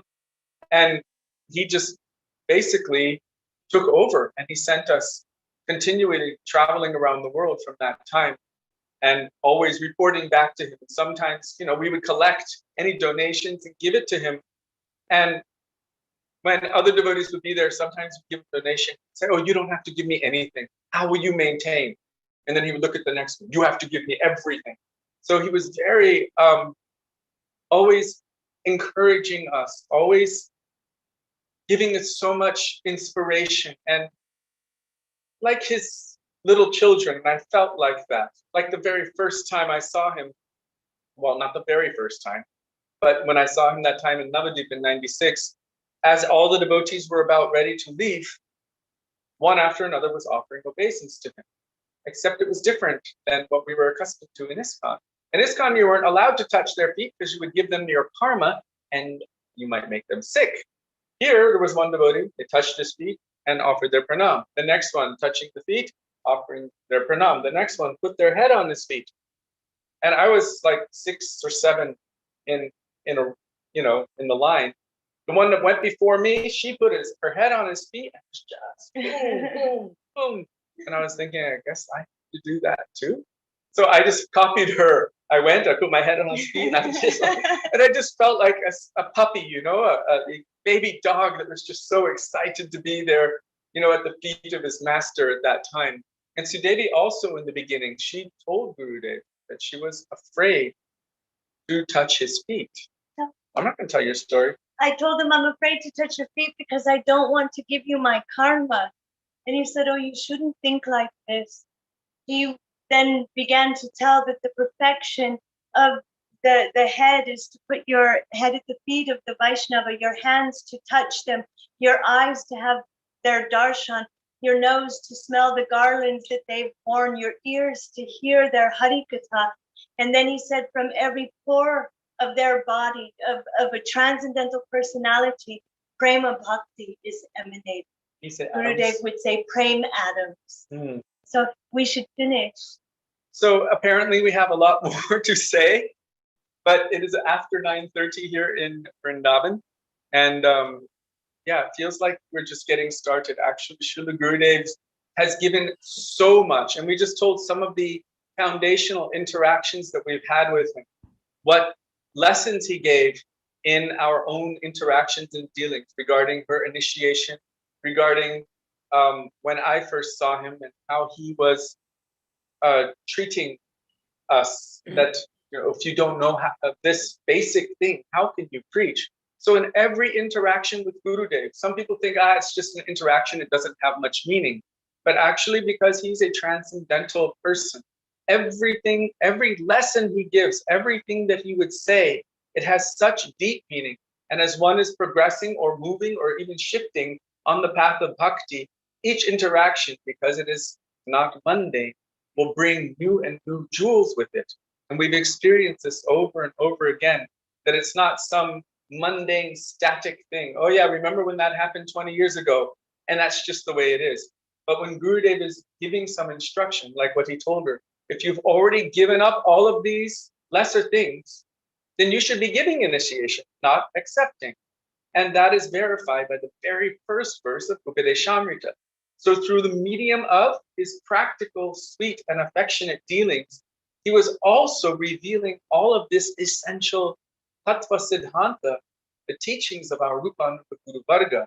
It was with every activity, like that one Sudevi had heard, we had heard that Gurudev, he had lost his hearing. And so Sudevi, when we approached Gurudev, Sudevi told Gurudev, I said, Gurudev, what happened? You can't hear. He said, I don't know. It's gone. And he said, everyone is so concerned. Everyone is worried. What happened? What happened? But I am happy. He said, I'm so happy. Before, everyone would come to me with so many problems and problems.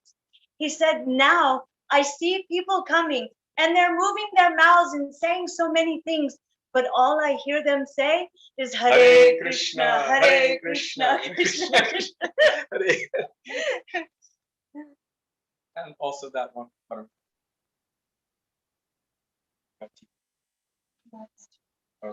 Well, I just, because of that.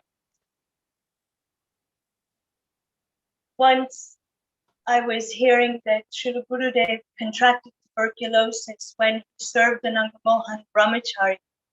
So if you don't know this, I'll tell it very quickly. One very dear disciple of our Param Gurudev, Srila Bhakti Vigyan Keshava Goswami Maharaj, he contracted tuberculosis. Ananga Mohan Brahmachari. His disciple, Ananga Mohan Brahmachari. So Param Gurudev was caring for him.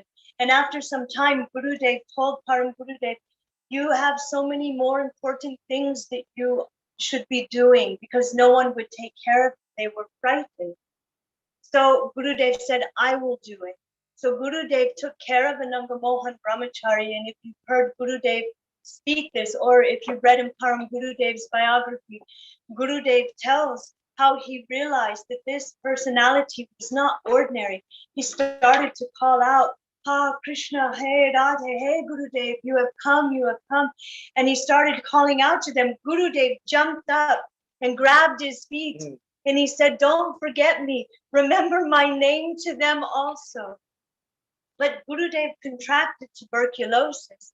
And in those times it was not easy to be rid of. So I went to Gurudev and I asked him, is it true you contracted tuberculosis? And he said, yes. He said, we have given our head for the service of our Guru. We have given our. And then he just looked at me, shaking his head. Like, this is very important, that we are willing to give everything, to sacrifice everything. And even that wouldn't be enough for what Sri Guru has bestowed upon us. Our own head, thousands and millions of lifetimes. Even Srila Gurudev said, you cannot repay. How can we repay what is given us? We don't even really, truly understand the extent of what Srila Gurudev has given us. What to speak of being able to repay. And the last thing I just want to say is that one time Gurudev told me to repeat something that I heard him speak to a new person, and I was shy because it was in front of Gurudev. I said, I can't, Gurudev, I'm too shy. He said, oh, just anything little you should repeat. Oh, Gurudev, I can't. I said, anyhow, we've all come here to hear you speak. And Gurudev said, yes. But sometimes the father likes to hear the baby say, goo, goo, gaga. And so on that note, I just want to say thank you for letting us goo, goo, gaga about our Gurudev. This is the most important subject of our lives. Our Gurudev, our Guru Padma, he has given us everything. We are so completely indebted to him. What to speak of revolutionizing our lives. lifetimes, Mm. not just this one lifetime, lifetimes. We are so fortunate and indebted to him. It's unfathomable. So thank you for giving us this opportunity to remember and to glorify and to share some little bit of the inspiration that we've received on this path of bhakti and coming in contact with such great personalities. So I think we've gone over the time. So did you want us to? Should I take that out? Yes. Yes. We're going to pull out the microphone there so we can hear you. Yeah. Can you hear? Yes, I can hear you nicely. Can you hear me, Prabhuji? Yes. You can So- speak for some more time if you are comfortable. Everybody wants to hear more. So, yeah, you can go for 10-15 minutes till 10 o'clock is good. No problem. Okay, so should I plug this back in? No, we can hear you nicely. No worries. Let it be. Okay. Okay.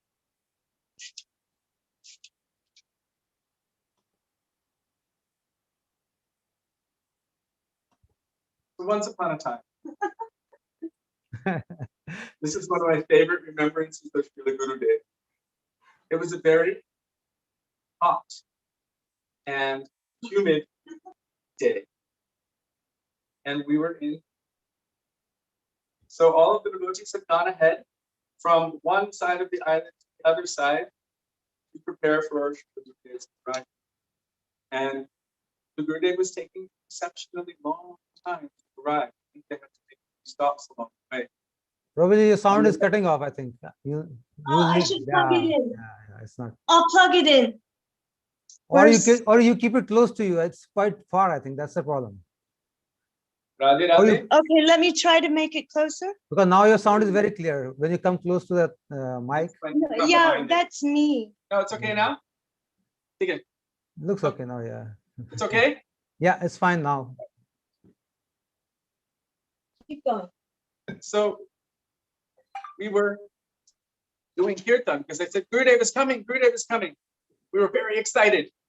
And then they said, you know, we're doing kirtan for 10 minutes. And then they said, oh, he's not coming yet. And then again, after some time, Gurudev is coming. And then again, oh, he's not coming. 3-4 hours. It was like 4 hours went by. And finally, Gurudev was arriving. But it was very, very hot and humid. So Gurudev came in. We were doing kirtan, all jumping up and down. Jai Gurudeva, Jai Gurudeva. And he didn't really acknowledge us. He just walked past all of us. We were like, where's Gurudev going? We had the good bath water ready for him, a nice chair and all of the abhishek for his feet. And we were so excited. Gurudev is coming. But he went straight to the restroom. And we were like, okay, maybe he needs to. Okay, that makes sense. He's been on a long drive. But then he came out wearing a gamsha. And we were like, we've never seen anyone receive their foot abhishek wearing only a gamsha. What's going to happen? So we're Jai Jai Gurudeva, and he just walked past all of us. And we're like, where is he going? He's not sitting in the chair. He's not taking the abhishek. We're like, what's happening? So he goes out, he opens the sliding glass doors, goes outside, enters into the swimming pool, and just back and forth for like 10 minutes. And we're like, Hare Krishna, Hare Krishna. We're like, what's gonna, do we give him a foot bath after he's had a bath? And just, what are we gonna do with this? And we were all a little bit confused. We're like, Jai Gurudeva. And then he comes out of the pool and he comes back past all of us. And then he looks back he was walking past us and he looks back and he said, your foot water is there. You can have as much as you like. So all the devotees ran and just jumped in the pool. It was very funny as well. You know, he had such a great sense of humor. Your foot water is there. And so all the devotees went and jumped in. Well, some Krishna Das Prabhu and I, we were just standing there watching all of the devotees, and Brajanath Prabhu came behind us and just pushed us. And we went inside. But that kind of sweetness mood, Srila Gurudev had that capacity to just melt all of our hearts. And that was the place when we were all staying like crammed in those two little apartments. Remember? Right. Can you share that? There were about maybe 25, 30 devotees, and we were all staying in this really, really small house. Like it was, I don't even know how to explain. There was Sleeping no room room. only. There was no room to walk, and everybody was just in the small, tiny place. And it was quite far from where Gurudev was staying. So we were there for one day and one night, and then we were able to go to where Gurudev was staying. So we had a little bus, and we were being driven straight to where Gurudev's place was.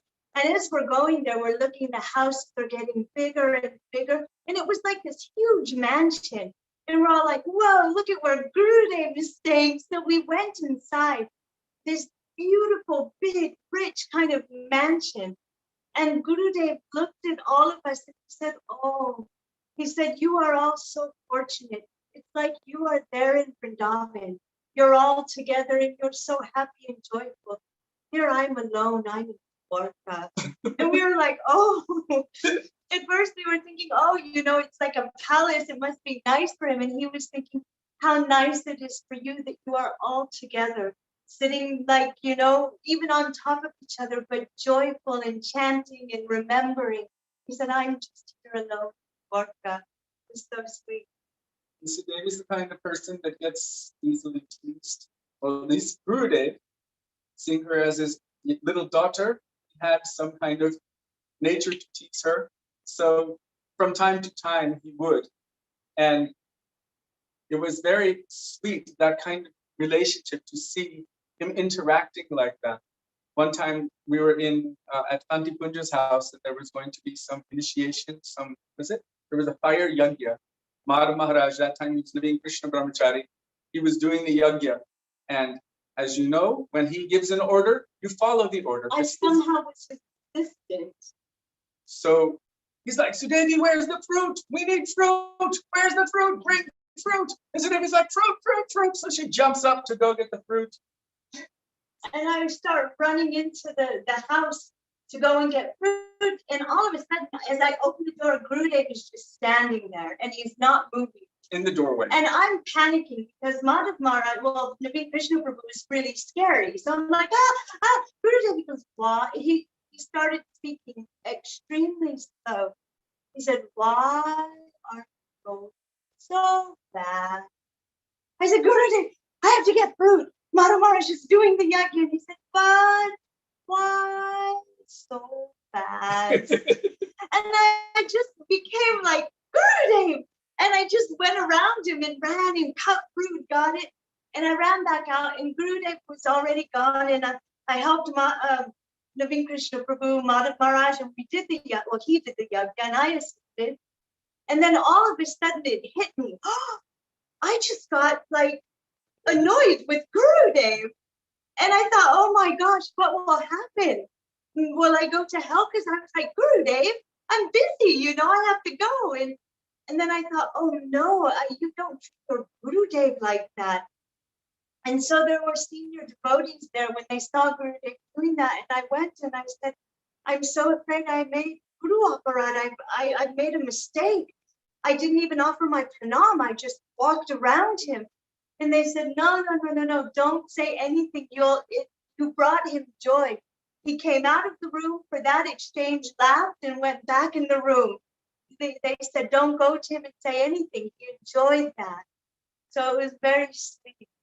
We also received the opportunity to make sandesh, you know, that Bengali sweet made with very, very refined paneer and just the right amount of sugar, sweetness. And we made 2 different flavors. The most smooth we could make, we made it very soft, gentle, sweet. One was rose flavored, the other was saffron flavored. And of course, because it's being offered to Gurudev, Naveen Krishna Brahmachari, subsequently Madhav Maharaj, he placed many pieces on his plate. And of course, Gurudev was only supposed to take half a piece or 1 piece. Like, you know, and then give the rest back. When we came to see Gurudev, Gurudev told us, Naveen was so angry with me. I'm in so much trouble. And we're like, what happened? He said, your sandesh was so good, I ate everything. And we were like, oh no. He said, I'm in such big trouble. And then but it was amazing because at that moment, Gurudev took the opportunity to bring that subject to a very intimate, personal detail of how to serve Thakurji, Radha and Krishna. He said one thing. He said, we don't offer saffron to Radha and Krishna in the summer because it's very heating. And we had never known that before, but we had just given him all of these saffron sandeshes.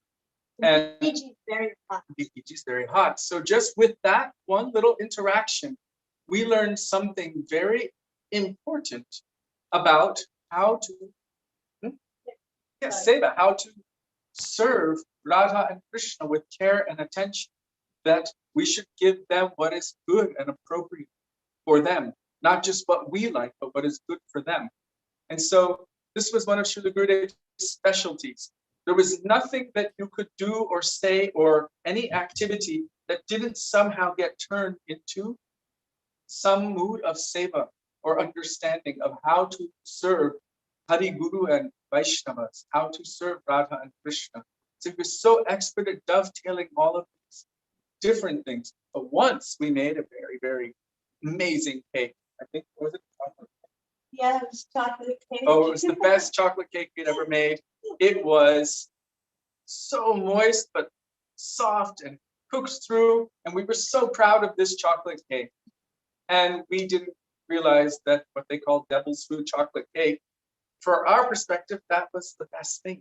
But Gurudev came from Mathura, where the cakes were made with atta. So if you've ever made a cake with atta, it's a bit more robust, dense, and strong. And so Gurudev calls us to his room and he says, your cake? And we were like, yes. And he said, too much ras. I like somewhat dry. And we were thinking, what happened to our Gurudev? Gurudev is saying he likes dry, it's got too much ras. But anyhow, these interactions were just so sweet and heart-touching and heart-melting. And of course, I know that so many have been sharing so many of Gurudev's teachings about, especially like Rajamanand Samvad. Gurudev gave everything. He refined everything in such detail, and he didn't leave any wiggle room. Everything, every concept that we had heard of relating to Rupanuga Bhakti, Srila Gurudev refined it. He spoke about the Swarupa of the Jiva. He spoke about Srila Prabhupada's Swarup. He spoke about what is Rupanuga, and he gave so many clear examples and deep understandings how to process and assimilate and how it makes sense. So it was nothing that you could kind of say, oh, well, maybe this, maybe that. Gurudev's conviction was so strong, and especially in his own Gurudev.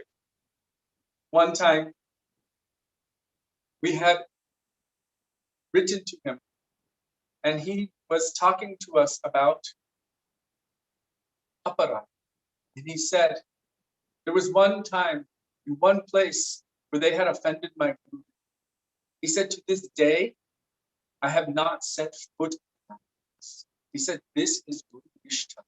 And so our Srila Gurudev, Srila Bhaktivedanta Narayan Goswami Maharaj, embodied that mood of Nishta, firm conviction in the lotus feet of his Gurudev, Srila Bhakti Pragyan Keshav Goswami Maharaj, that his Gurudev had in Srila Bhakti Siddhanta Saraswati Thakur Prabhupada. And Srila Gurudev wanted to impress that mood onto all of his disciples, always speaking on this subject matter. Guru Nishta is the backbone of Bhakti. And he was also expressing that even before I leave this world, I want that all my disciples come to the point of Nishta. He really wanted to increase our greed, our thirst for Krishna Bhakti Rasa. Always speaking about Krishna, speaking the sweet pastimes of Krishna, somehow or other, trying to attract our minds away from all of the mundane world and bring it to topics of Krishna Bhakti Rasa. But as Sudevi just picked up her card calls, I was thinking, for us, one time I was in the kitchen baking pineapple upside down cake for the entire festival in New Grudge, which I did every single year, very proudly because it's a good cake. And Srila Gurudev was there, 15 minutes in, he speaks into the microphone, where's Kishori Mohan? So I came out from around the bamboo curtain with my apron on, and he said, your seva is to always be here in kirtan. Others can do that seva. So for me at that moment, I realized what I'm doing for my own pratishta or even for the pleasure of everyone else, if it is not pleasing to Gurudev, then it's not worth it. I took off the apron, gave it to someone else, told them to check it in 30 minutes, and I went and sat down for kirtan. So Gurudev utilized us in the kirtan seva. One of his first instructions to me, I think it was 1996 or maybe 98, he said, you should always sit in front of me with any, so that I can use kirtan whenever I like. And that is a very powerful and deep instruction that every time I think about it, it goes deeper and deeper. That really, not just myself, but for all disciples, that instruction should be the resonating instruction inside the heart of every disciple, that I should be able to be the instrument for my Gurudev to do whatever he likes to do with me. And this mood will bring us, hopefully, to Guru Nishta. If we can develop that mood where we can always be ready to be utilized by Gurudev as his instrument, then he can take that and teach us how to be utilized by Radha and Krishna as their instrument. In fact, he told one brahmachari once, who was using harmonium and singing, brahmachari should never touch a musical instrument. And he said, give him the harmonium. And I was like, I don't want it. But he said, give it to him. And so brahmachari gave me the harmonium. And then he said to Nemi Maharaj, that time Gyanadas Prabhu, where's your violin? He said, oh, it's being repaired in Delhi. He said, arrange for one in here. A man should never be without his instrument. So Gurudev would use us in kirtan so many times, especially every time he would have us sing that Australia Hare Krishna. But one bhajan that I would like to sing in remembrance of Srila Gurudev is the one that he wrote himself. And his Gurudev wrote that line, Narayana Balihari. So Braja Janamana Sukhakari Radhe Shyam Shyama Shyam. Is that okay? Is there enough time for that? And then we'll finish? Yes, yes, please go ahead. Please. Okay. You should be comfortable. You've been speaking for so long. So if you Oh, can no, do it no, this that's time. not long yet. He could go for 24 hours speaking I about know. Gurudev and Bhakti. Really, he could. She can go for 48 hours. Shri Radhe Braja Janamana Sukhakari Radhe Shyama Shyama Shyama Radhe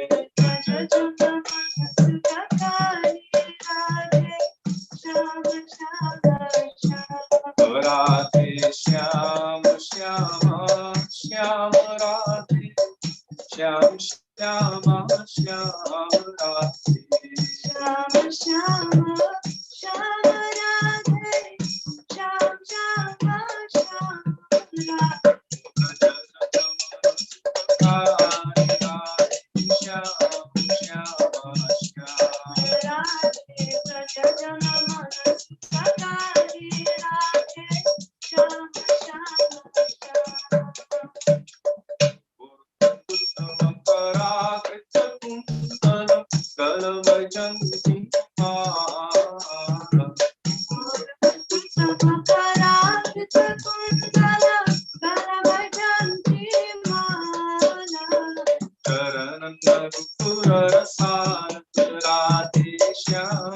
Shama Shama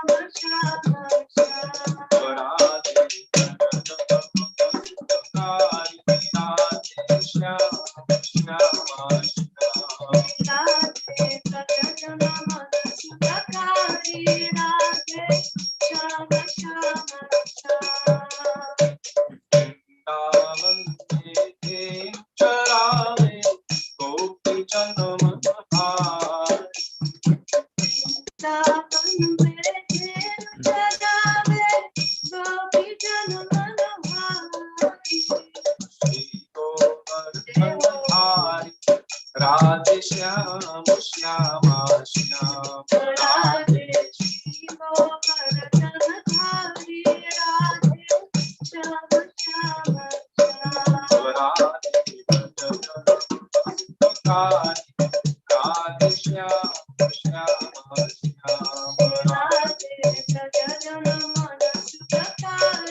Radhe Shyam Shyama Radha Krishna Nitya Pado Gaura Rupayamatari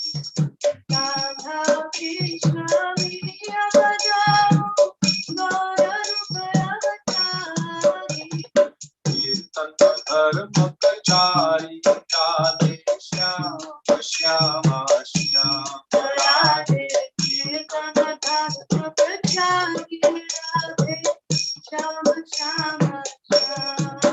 Radhe Shyam Radhe Shyam Radhe Shyam Radhe Shyam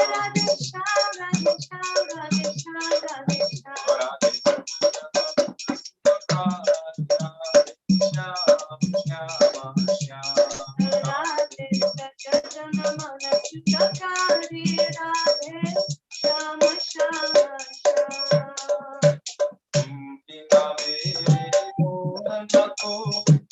Naam Rupayamatari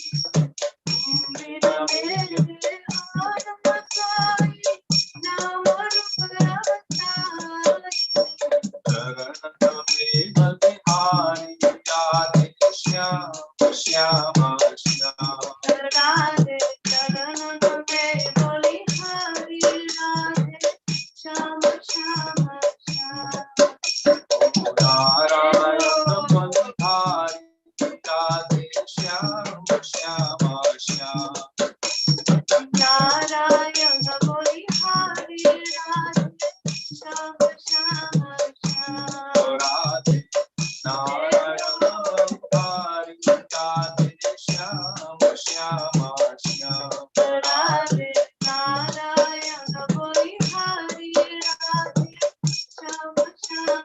Shyam Radhe Shyam Radhe Shyam Radhe Shyam Radhe Shyam Radhe Shyam Radhe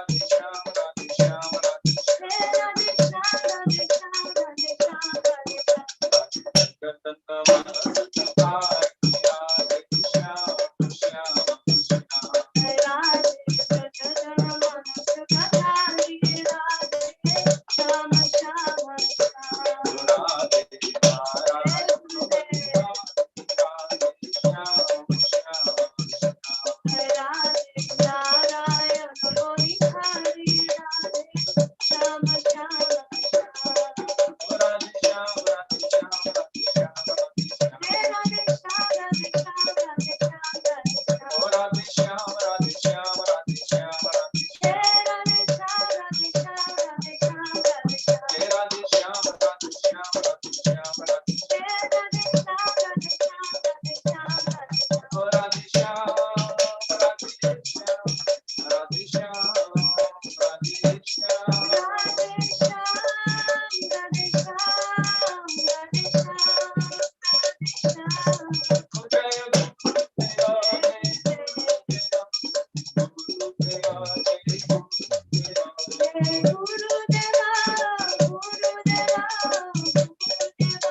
Shyam Gurudev ki jai, Bhagwan ki jai, Bhagwan Guru Varg ki jai, Krishnachinandana Gaur Hari ki jai, Nityananda Prabhu ki jai, Radha Vinu Bihari ki jai, Radha Ju ki jai, Giriraj Maharaj ki jai, Hare Mahamantra ki jai, Gaur Bhakta Vrinda ki jai, Gaur Premanande. Hari Hari.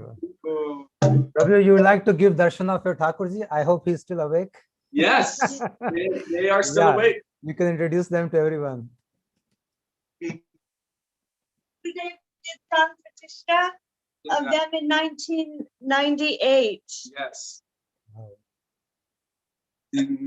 Nadamu Dharmadaveti Govindadamu Dharmadaveti Govindadamu Dharmadaveti Govindadamu Dharmadaveti Bolo Radhe Radhe Radhe Jai Jai Jai Shri Ram Radhe Radhe Radhe Jai Jai Jai Shri Radhe Radhe Radhe Radhe Jai Jai Jai Shri Radhe Shri Vino Bihari Ji ki Jai Jai Jai Shri Radhe Jai Jai Shri Radhe Jai Jai Shri Radhe Shyam. Jai Ho. Thank you, Prabhuji. Thank you so much. It was so wonderful. I've never had so many comments on this program as today. Especially Anjali Didi and Rudra Prabhu. So and maybe if they want to speak something also, because they have been commenting so much. Anjali Didi, you want to say something about Prabhuji? Yeah, they should say something. Yes, Anjali Didi, you want to say something? You can come on the camera. Yeah, speak. Because I can't hear you. Wait. You have to unmute yourself. I'll open the mic for you. Yeah, you can unmute yourself now. Dweep, dweep, dweep.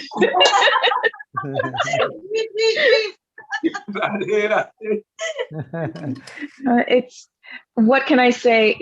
You have mentioned in your Sadhu Sangha class every day that Krishna does not know how amazing he is until he sees how the gopis just are happy in being able to respond. Wow, he is so amazing. You have every single katha, pretty much, I think we have heard in your Sadhu Sangha class. However, when you repeat it, and because it's so sincere and so full of heart and joy, it is so awesome all over again. And thank you. My boss will hear about it later. You know, nothing to do, Baba, nothing to do. It's hearing both of you. Totally worth it. Gurudev Katha Ki Jai. So nice, Anjali. Thank you, Anjali. Thank you so much. And Rudra Prabhu, you want to say something also? You've been commenting a lot. I mean, they were always busy doing comments. So you can say something. Wait, you can unmute yourself, Prabhuji. Yes. Yeah. It was really amazing, and Kishori Mohan Prabhuji and Sudevi Didi have always been inspiring, and they make me fall in love with Gurudev more and more every time I hear. Great. No. Thank you so much, Prabhuji. Thank you so much. That's the perfection of our seva. If anyone feels any inclination for our Gurudev, feels any appreciation towards him. Prabhuji, thank you so much for being with us and giving so much of your time. I know it's been a busy day for you, speaking from 5 o'clock till 10 o'clock. It's been 5 hours. But I know Vaishnavas are always ready to glorify their Gurudev, especially they get so much energy just by the thought of glorifying the Gurudev. And it's so nice. I can see your life, how wonderfully it moved. And Gurudev, so nicely, he arranged it in such a beautiful fashion towards Krishna, which was sort of going a little bit here and there in the beginning. Even though you were in devotees' sangh, and even though you were living in temple, but you had no proper ashraya, I would say, even though you were learning all the prayers and the kirtans and the harikathas, but you were a little bit loose, going here and there. But when Gurudev came, he bind you together and in the firm path to Sri Krishna. I can see this from what you said. And you used a very nice word. He revolutionized everything. A revolution came in your life. Yes, we can see that very clearly, the revolution. And then another very important thing here is the importance of having a Vaishnava father. how your dad told you, did a deal with you for $300. I mean, this is what yen ken prakaren. So if you have a Vaishnava family or a Vaishnava father, then he can guide you very smartly towards good path. And he made you meet Mahabhagavat. He requested you to meet Puri Maharaj, then Gurudev. So that was the starting of everything, I think, because you came to meet Gurudev. So I think your dad's hand is also there in all this, what you did today. He was actually very instrumental for us. So having a Vaishnava father is and a Vaishnava mother is so good. And all those people who are listening, they should also guide their children like what Prabhuji's father has given guidance to him by smartness or by directly or indirectly anyways, so that their kids go on the correct path. Yes, and it'll be good for them in the future. Now we are reaping the fruits of that small thing which he did for you so many years back. That $300, you are now getting so much from that. So, and then you also spoke about a shell of uncertainty and mistrust, which you had. It was all flowed when you met Gurudev. Yes. When you meet him, he is so open and so nice. He's so childlike, so smooth, so serene that when you meet him, you totally trust him and everything else is removed from everywhere. So yeah, you said everything was sorted out immediately when you met him. And then you described very nice incident about how they were giving such good Hari Katha, they're displaying their knowledge. But somebody stood up and said, we came here to feel and weep for my Gurudev, not to hear lofty ideas. The idea is to feel. Love is something which is felt in heart. It is not in the brain. All these computers can store so much information. So they are much better than us in storing information. But we as humans, we can feel in our heart. And that's what a guru does. He puts that thing in the heart, which you could feel. And suddenly you said the whole mood changed. And all the gyan was out and the love was in that meeting. Yes. So that was so beautifully described by you.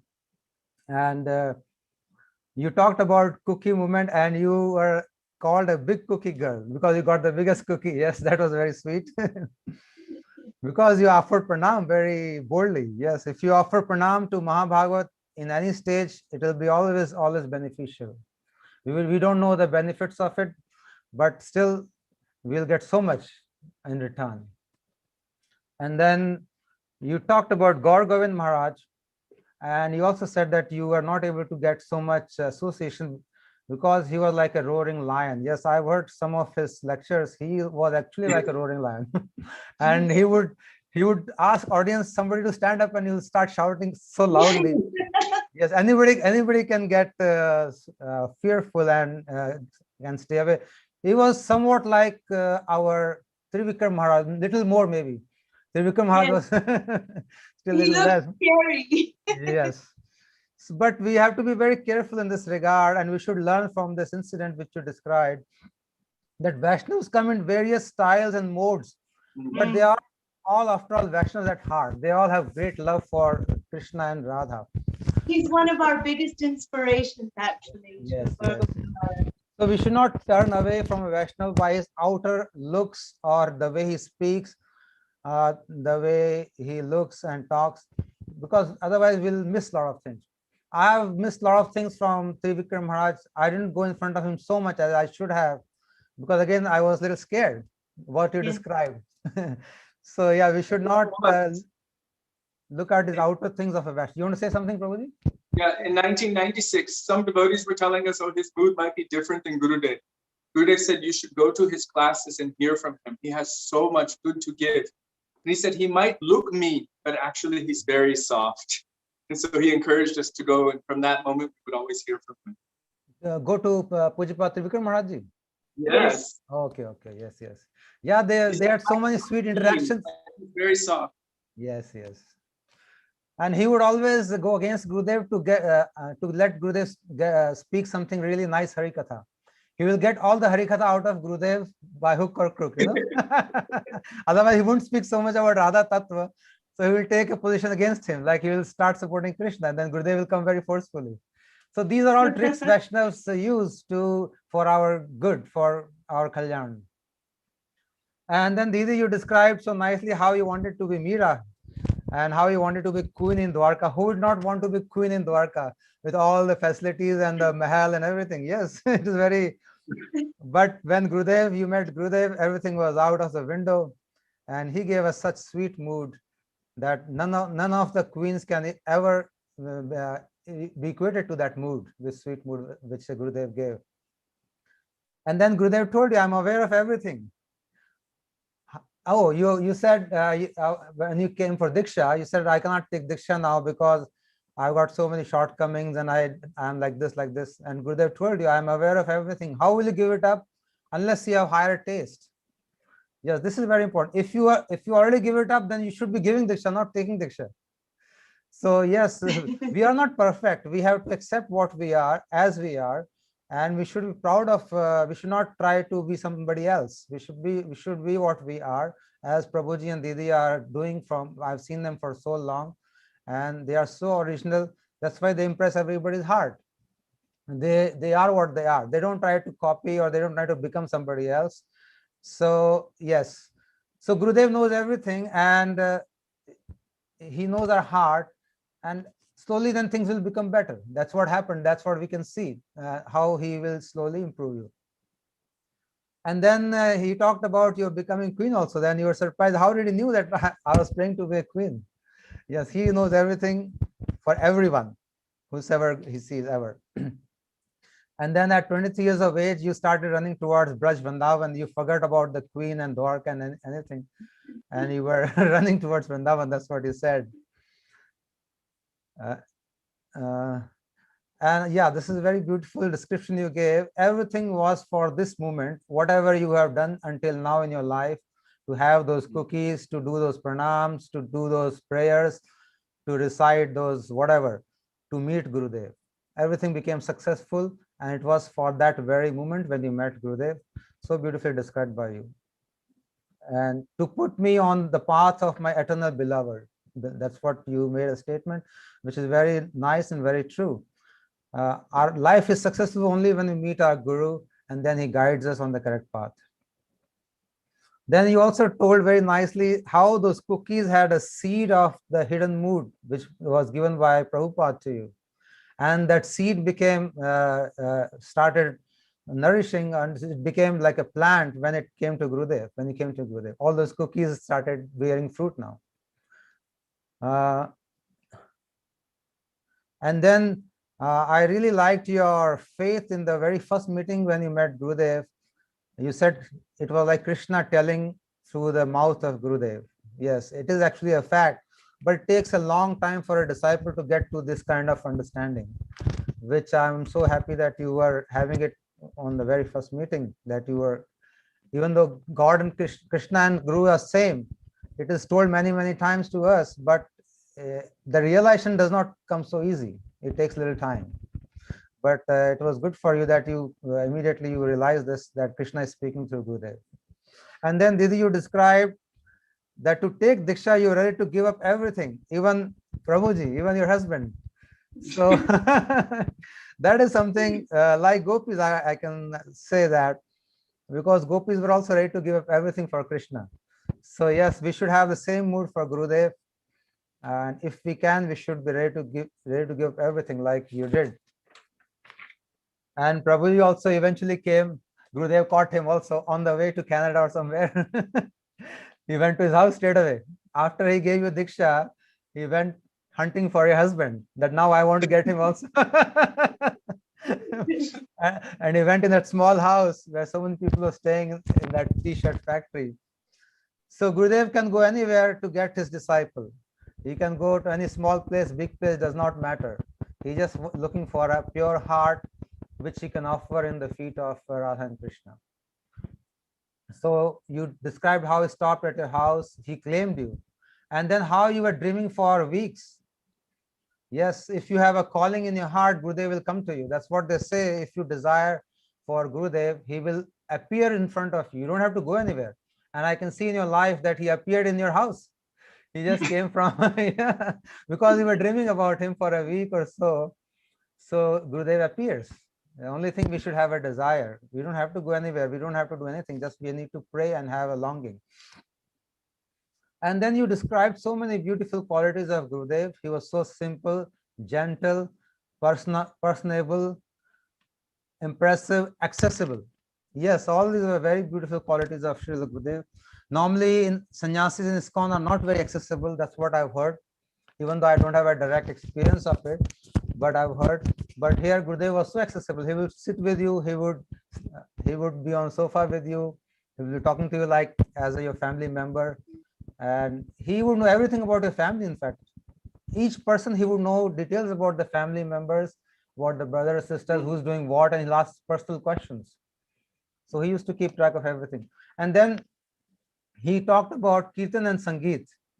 Yes, this Gurudev lay a lot of emphasis on this fact that sangeet is technical ability of playing instruments like harmonium and other things, and kirtan is something transcendental, which is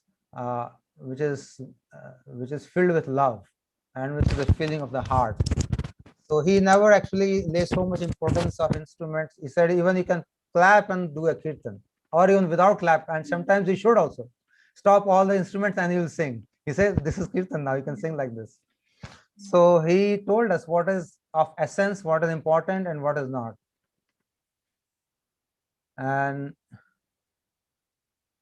oh, he also talked about how kirtan becomes potent after Harinam. Before Harinam, we are just singing, and after Harinam, it has that potency of Gurudev. Yes. And then you describe how he picked you like flowers. And he told you should become strong, come in the process. Yes. If Gurudev likes somebody so much, he will put all his efforts to bring him in the process. But sometimes he would let them be. He said, okay, take your time and come when you want to come. But in your case, I think he put a little bit of his energy to get you immediately, because your wife was already initiated. So he didn't want to leave you alone like that for a long time. Sudevi was afraid that he might not recognize her. And she asked him, I don't know if you will remember me. But I said, I'm afraid you won't know me when I see you again. And he said, I will know your husband because he is with my darling daughter. And I was like, no. He was so charming.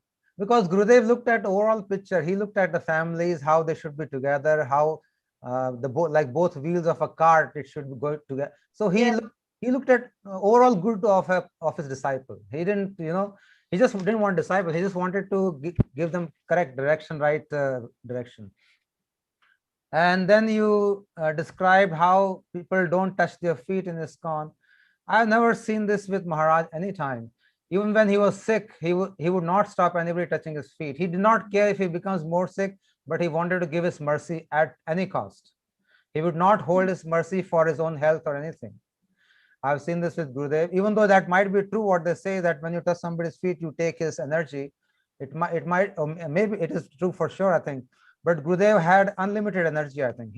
Any amount of energy he could give and he'll be still full. Like they say, Purnasya Purnamidam. He's always full, infinite. So he didn't bother. He said, go do, touch whatever you want.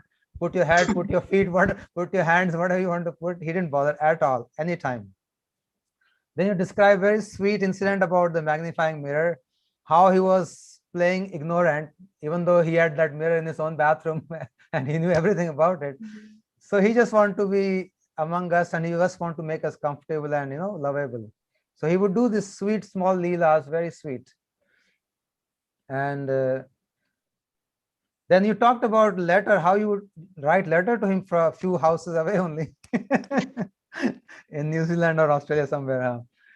And then Gurudev chastised you for this. He said, why are you writing letters? You should open your heart to Gurudev. Yes, he insisted on this. I remember once he was staying in our house and one lady came to give her some fruit she bought for Gurudev. But she gave it to my wife and she said, you should give it to Gurudev. He said, why don't you give it yourself? She said, no, I'm not dressed properly. She was wearing a trouser and a shirt or something, Western dress. She said, no, I'm not dressed properly. She said, no, you can go and give it to him. She was very shy, so she left it with my wife and she went away. And after some time, my wife went to the Gurudev. He was sitting in the backyard. He said, Maharaj, some lady got this for you. He said, where is she? He said, she didn't want to come because she was not wearing proper clothes. He said, this is not like this. if you go to a doctor and you have something at in Hindi said, अगर तुम्हारे चूतड़ पे कुछ होगा तुम दिखाओगे नहीं doctor को. That means if you have something on your buttocks and you won't show it to your doctor then. So he was that straightforward. That if you should open everything to your Gurudev, don't hide anything from him. Yeah. So that's what he told you. I can see here that when you're writing letters to him, he said, why are you writing letters? Come in front of me and talk to me. Oh, then he a very sweet Leela he did with you on the phone. This shows how much of a bonding you had with Gurudev. He was talking on phone and he started acting with you and you also started acting and both of you did some small sweet Leela. So yeah, who can do like this? Which Guru? I have never seen any sannyasi doing like this, so sweetly playing like Brajvasi. It's like this true Braj Bhav actually. So intimate with disciples and so pure, so nice. And then when he got you married in Seva Kunj, he said, where is dowry? He said, you are my father, you're going to give dowry. So that was so sweet of you also. I must say your presence of mind and the way you answered it is, I mean, you are true Guru's disciple, like him only. He said, you are my father, you will be giving dowry, not me. Yeah, so all we disciples had so much of sweet interaction with him, which are so valuable than any shastras, I would say. So, and then yeah, he said there's no divorce in your life, and how he said you have to take permission from each and every one of us, and then finally you have to come to me, and my answer is no already. So basically he closed all the doors for you. And yes, you are doing a great seva by being an example of a couple, of a Western couple who is together for years and years and doing your seva so diligently and so nicely, preaching all over the world. And you said, yeah, we can do this seva because Gurudev told you he wanted to set example, and which you also followed very nicely. And then yeah, then he ordered you to make a team and preach. I can understand now in the hindsight, it does not look very big, but for a lady, it's a big thing to not have a house of her own and then be on a trip all the time, traveling by the suitcase. It is not easy especially for ladies, I can understand. But, and it was difficult for you also, as you described. And then Gurudev said, you should not worry for money, it will come. Yeah, we all worry for money. And it is very difficult not to worry for money, especially if you are married and if you are not a sannyasi. Sannyasis can get some money because they wear those clothes and they have the danda, it has some effect. People give some donation. But when we need help, it's usually the sannyasis that help us. Yeah. Really, the sannyasis give donations if we really need help. It is only because you have special mercy of Gurudev, I think. Not any couple, I have not seen any couple like you besides you, because you have a very special mercy of Srila Gurudev. You have his hand and you have followed his order. Anyone who follows his order will always get his mercy, will always. So he told you not to worry about money, and you were still worrying, and immediately you got 2,000 pounds in your hand. Then in the very next moment, and he showed you, see, I was telling you not to worry about money. And the thing started. So maybe I think that must have given you great relief. Yeah, it works. What Gurudev is saying, we should have faith in him. And yes, so slowly by these small incidents in lives, he gives us that realization that yes, Gurudev can give anything. He can do whatever. He's Sakshat Haritven. He is Hari himself. So there's realization he will take you slowly by holding your hand, pushing you sometimes, and slowly make you very pakka. As now we can see you become so pakka now. So you have traveled for 19 years like this without doing any work for making a living, only doing kirtan. I will not say without doing any work. You've been doing a lot of work, rather working more than the normal people who are doing the work. Every day you're giving 2-3 hours class in the evening very diligently, and today you've done for 5 hours. So you're doing a lot of work, but not anything direct for yourself. You're doing everything for Guru and Vaishnavas and for Hari. So that thing, and you're spending like this for 19 years, and I think you're going to spend your whole life like this because it's Guru's order. I can see that. Please bless us for that. Yeah. Gurudev is blessing you, and he's not going to leave you so easily. He's going to take you by your hair to Radharani's feet. And he's going to leave you there, not before that. Don't worry. He's not going to leave any of us. Forget any of us. He's going to take all of us because he has taken responsibility and he has promised. He said, I've not promised you to give you money or anything, but I promised you to take you to Krishna. That promise I have given, and I will abide by it. Even if you go to Nark, I will go there and pull you out. He has told us. So he will do it. We have no doubt in this. Now or later, maybe. It depends on us how fast we want to go. Sometimes we want to take time. We want to see the whole world and we want to go take our own time. So he said, okay, do look at whatever you want to look. And sometimes we are ready, so he will take us straight away. So he wanted to set example of Grahast couple going to house of Grahast and having an intimate relationship with Grahast, and which is what you are doing, and everybody is liking it so much. Wherever you go, you are welcome, and the whole world is appreciating your seva.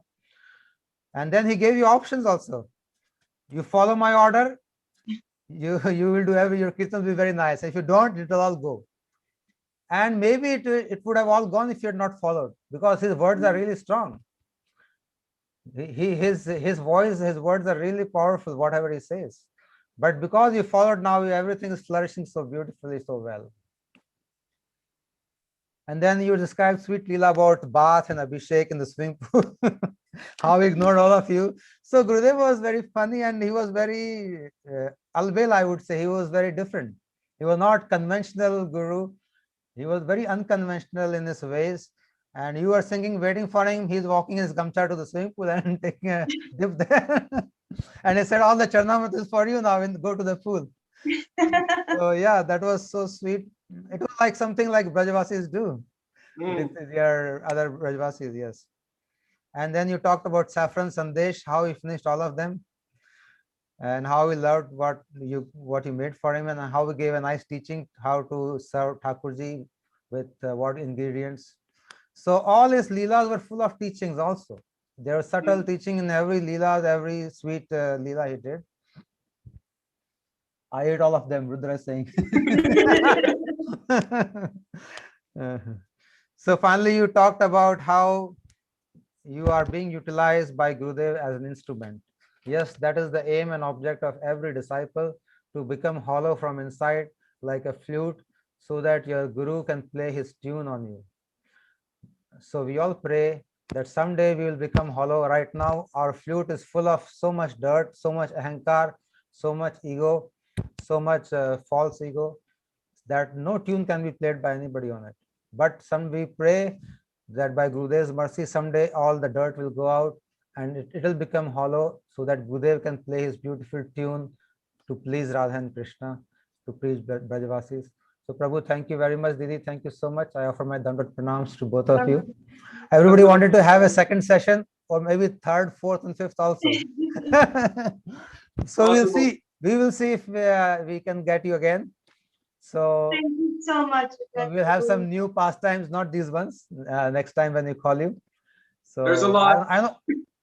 I know you can speak for months together. You have so much association with Gurudev and so much of his mercy.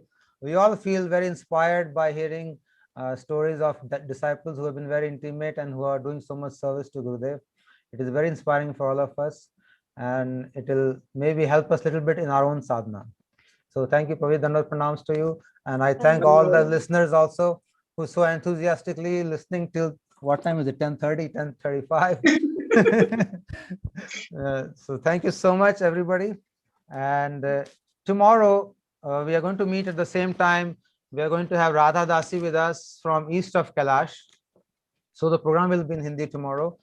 And we'll again hear some beautiful memories from Radha Dasi. So thank you very much. Sri Kishori Mohan Prabhu ji ki jai. Sri Sudevi Didi ki jai. Guru Maharaj ki jai. Anant Koti Vaishnav Vrand ki jai. Gaur Bhakt Vrand ki jai.